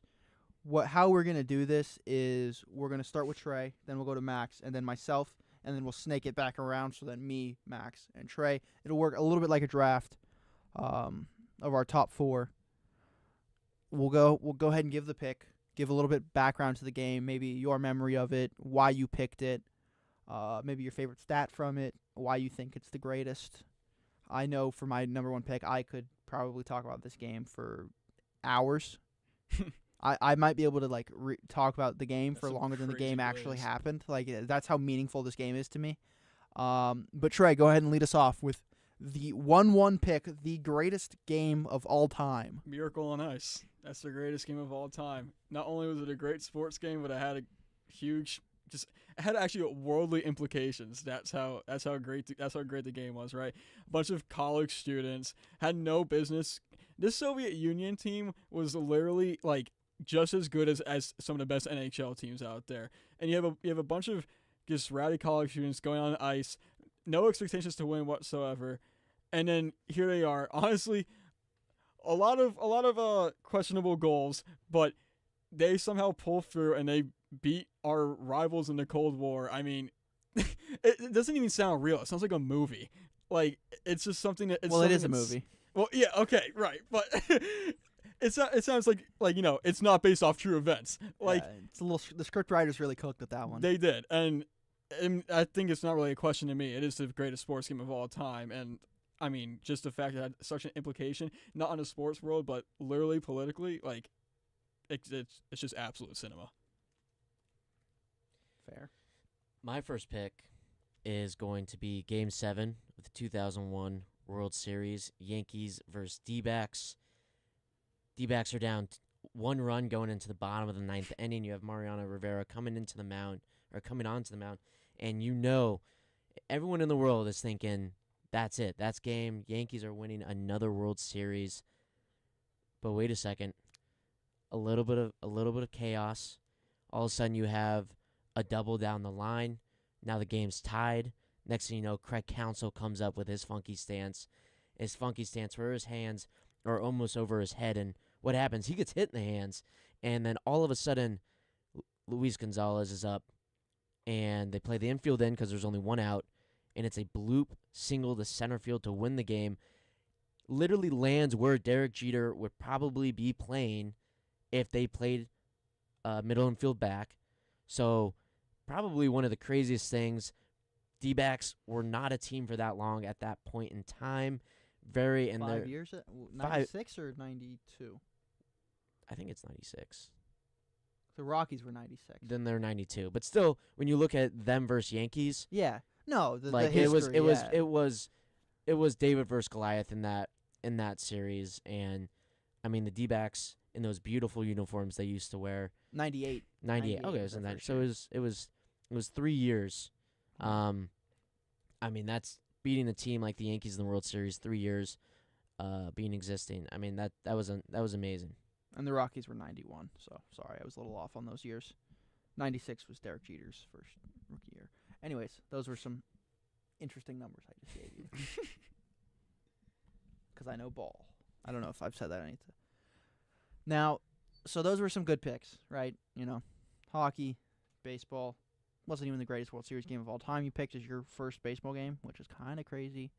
But I'm going to pick the greatest World Series game of all time ever played that is the perfect encapsulation of what baseball is. It is the 2017 World Series Game 5, Dodgers at Astros. Just the pinnacle of baseball. When people say, you know, America's pastime, the beautiful game, this is the type of baseball they're talking about. The Dodgers are up 4-0 in the 4th inning. The Astros score 4. The Dodgers come back in the 5th, put up 3. The Astros answer with 3 of their own in the bottom of the 5th. It's 7-7 going into the 6th inning, right? And then going into the 8th inning, it's what? That's 11-8. Dodgers top of the 9th, tie it up at 12-9 would have been what it was. The Dodgers come in top of the 9th, tie it up at 12, and then the Astros do not answer in the 9th. But in the 10th inning with 2 outs, the Astros win the game back and forth all game long, 13-12. Such an even game, such an incredible high highs, low lows for the Dodgers to go up by 3 runs in the 5th and then immediately give that up and then score 3 in the 9th and then come out in the 10th and get walked off with 2 outs. You're 1 pitch away from going to the next inning, going into the 11th inning of a World Series game. World Series Game 5 on the road.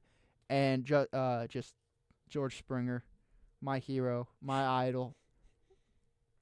1 World Series MVP that year.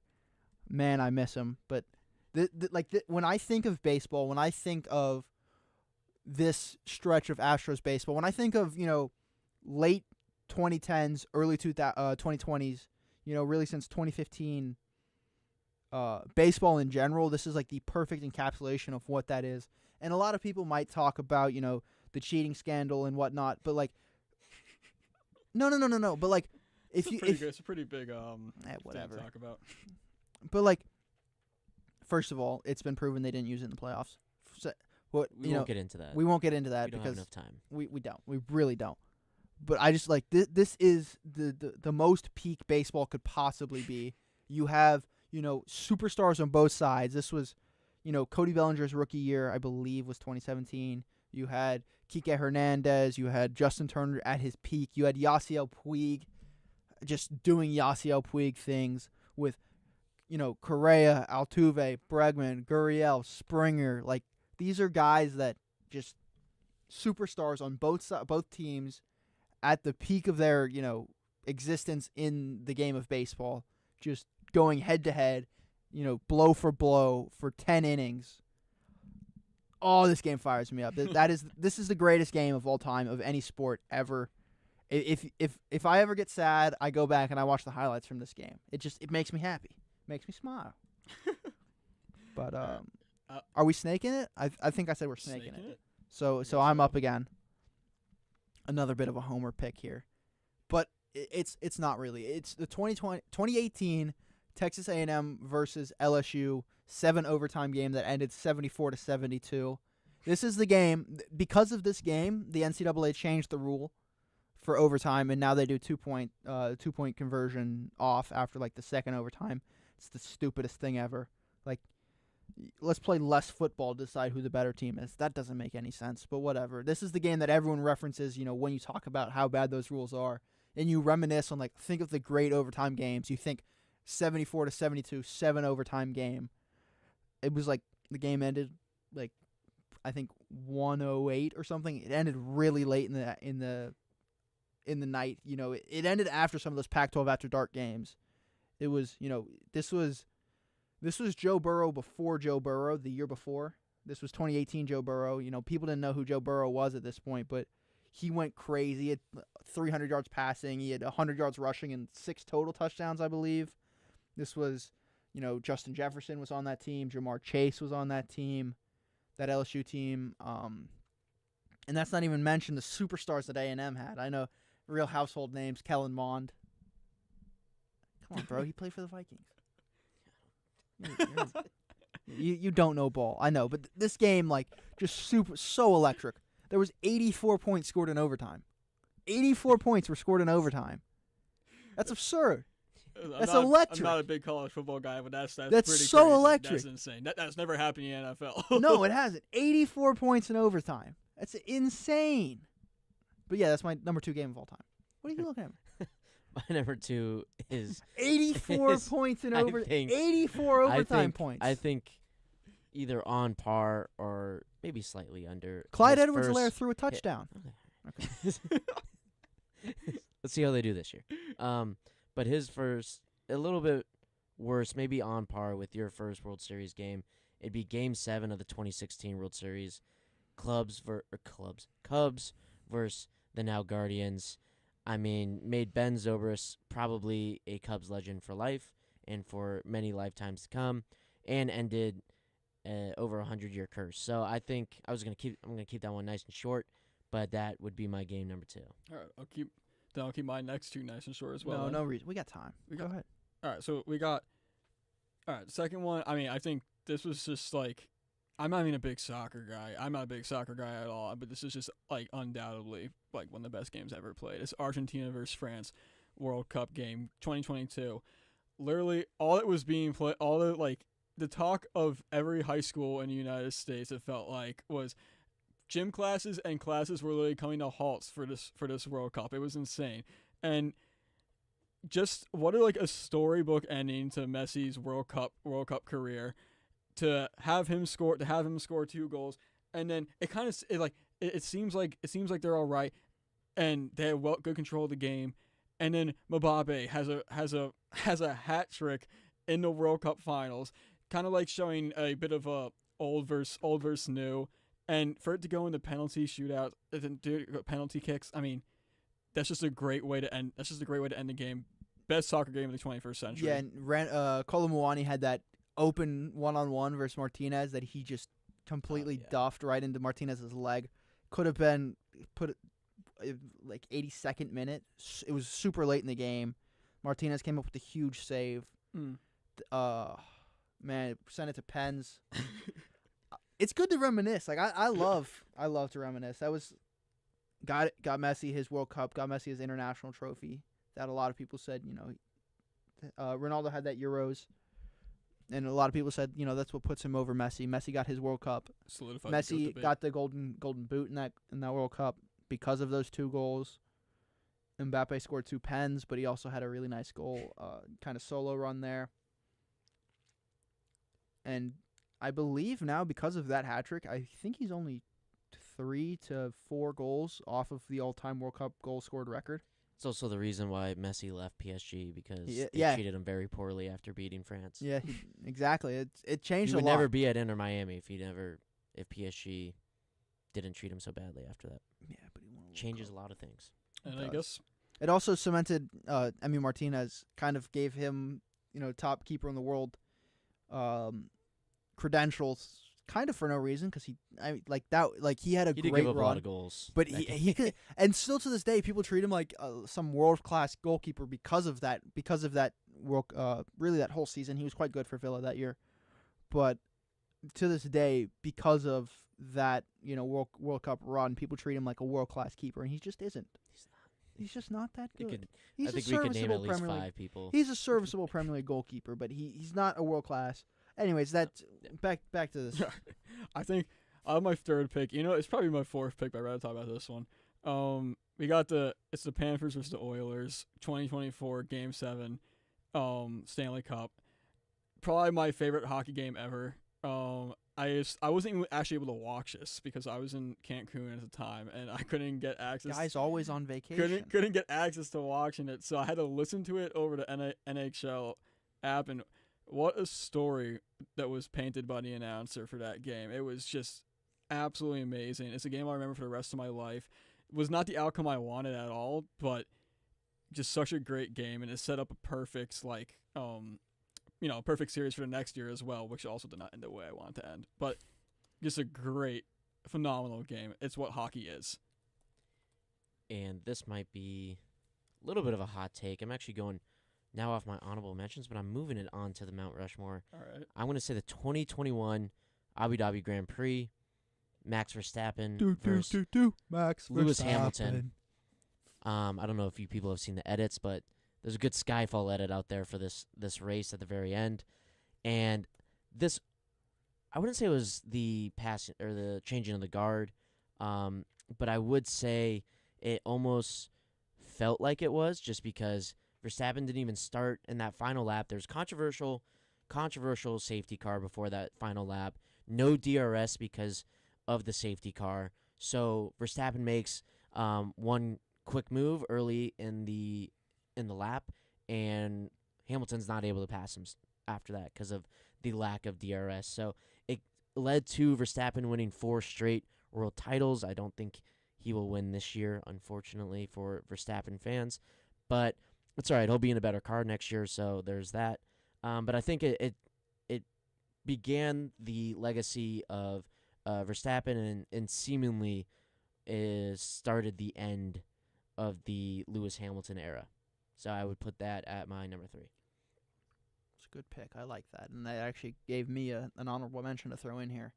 But my third pick is the 2016 College Football Playoff National Title game between Clemson and Alabama, the rematch. Alabama's playing to go back-to-back, be, I think, the first college football team to go back-to-back in at least a decade, I think, at that point. Bama's up 24-14 going into the fourth quarter, 15 minutes away from Jalen Hurts winning the national title for Alabama. And Deshaun Watson said, no, not today.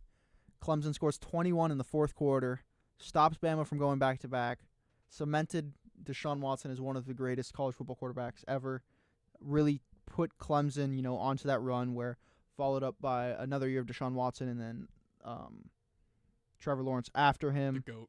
Yep. Some great things happened. That game is probably, 2014 college football playoff, but that 2016 game is probably one of the first, national title games that I personally, really got into and really liked, remember watching. And just to dethrone Nick Saban's Alabama like that, Deshaun Watson cemented himself. Really just a great moment. And then my final pick, kind of a homer pick, 2022 ALDS Mariners versus Astros, 18 innings, 1-0. Luis Garcia goes 6 innings in relief from the 12th inning on. Jeremy Pena hits a home run to win the game in the 18th inning. That's my fourth. Yeah, my final one is going to be, I'm also switching this one up again, 2005 UCL final. I'm saying this especially because of this year's Champions League final was so disappointing that, and also as a Liverpool fan, going down 3 goals before the half to a dominant early 2000s AC Milan team. You have Maldini, you have Kaká, some of the best of all time, and they go down 3 goals. All of a sudden, Liverpool comes back, scores 3 goals in the second half. One that Xabi Alonso, a la Madrid, take us to victory this year. But he misses a PK and actually takes the rebound off the goalie and scores, and then they end up winning in penalties. So, I mean, definitely not something you expect to happen. Maybe not the best final of all time, but definitely something that people will always remember, especially in Xabi Alonso's career and his accolades that hopefully he will add to this season. All right, I'll finish off my last one. Going to play pretty simple here. Was originally going to move up one of my honorable mentions, but I have to say this one. 2016 Game 7 Cavs vs. Warriors, right? I mean, got LeBron his championship for the Cavs, you know, kid from Akron, going back to his hometown, going back to his hometown, getting a ring for his team. Also solidified Kyrie as an all-time great with that absolutely amazing clutch shot that he had. Really, I mean, that game was kind of like the synthesis of just 2010 basketball with the Cavaliers and the Warriors, the two most dominant teams. It was a great series, and what a way to end it, especially with that chase down block. Absolutely awesome. You want to go ahead and real quick give us your honorable mention? Just name it. Yep, I got 2. So Game 5, the Bucks vs. Suns championships 2021. My first NBA Finals I ever watched. I loved that game. Holds a special place in my heart. Do you? And then Just real quick, yeah. And then Sharks vs. Golden Knights Game 7 2019. Awesome comeback. Derek Jeter's last game in Yankee Stadium. Get the walk-off. Yeah, that's a good one. I got 2 honorable mentions. First, Rory winning the Masters. A lot of it has to do with that call. Like, just that's actually both my honorable mentions are a lot to do with the announcer. Is Rory winning the Masters, and then Charles Leclerc winning in Monaco. A couple weeks, months after his father died, winning at home race, and just the commentary that goes along with it. It's makes you cry. It's chilling. It makes you realize how much good commentary really matters into a moment like that. But that will be just about all the time we have on that note. So that's all the time we have. It's been a great show. It's been a pleasure to be here with y'all. I am Barrett Spritzer, joined to my left by Trey Rodriguez, to my right by Max Spitza. In the booth, on the board, was Grace McCarron, and on those lovely graphics was our very own, our leader, our fearless leader, Joe Henry. It's been a pleasure to be here with y'all this week, and I cannot wait for many more. Well, not for you, Trey. This was your last time here. But for many more times in the booth with this crew and with others, it's been a pleasure. Couple months.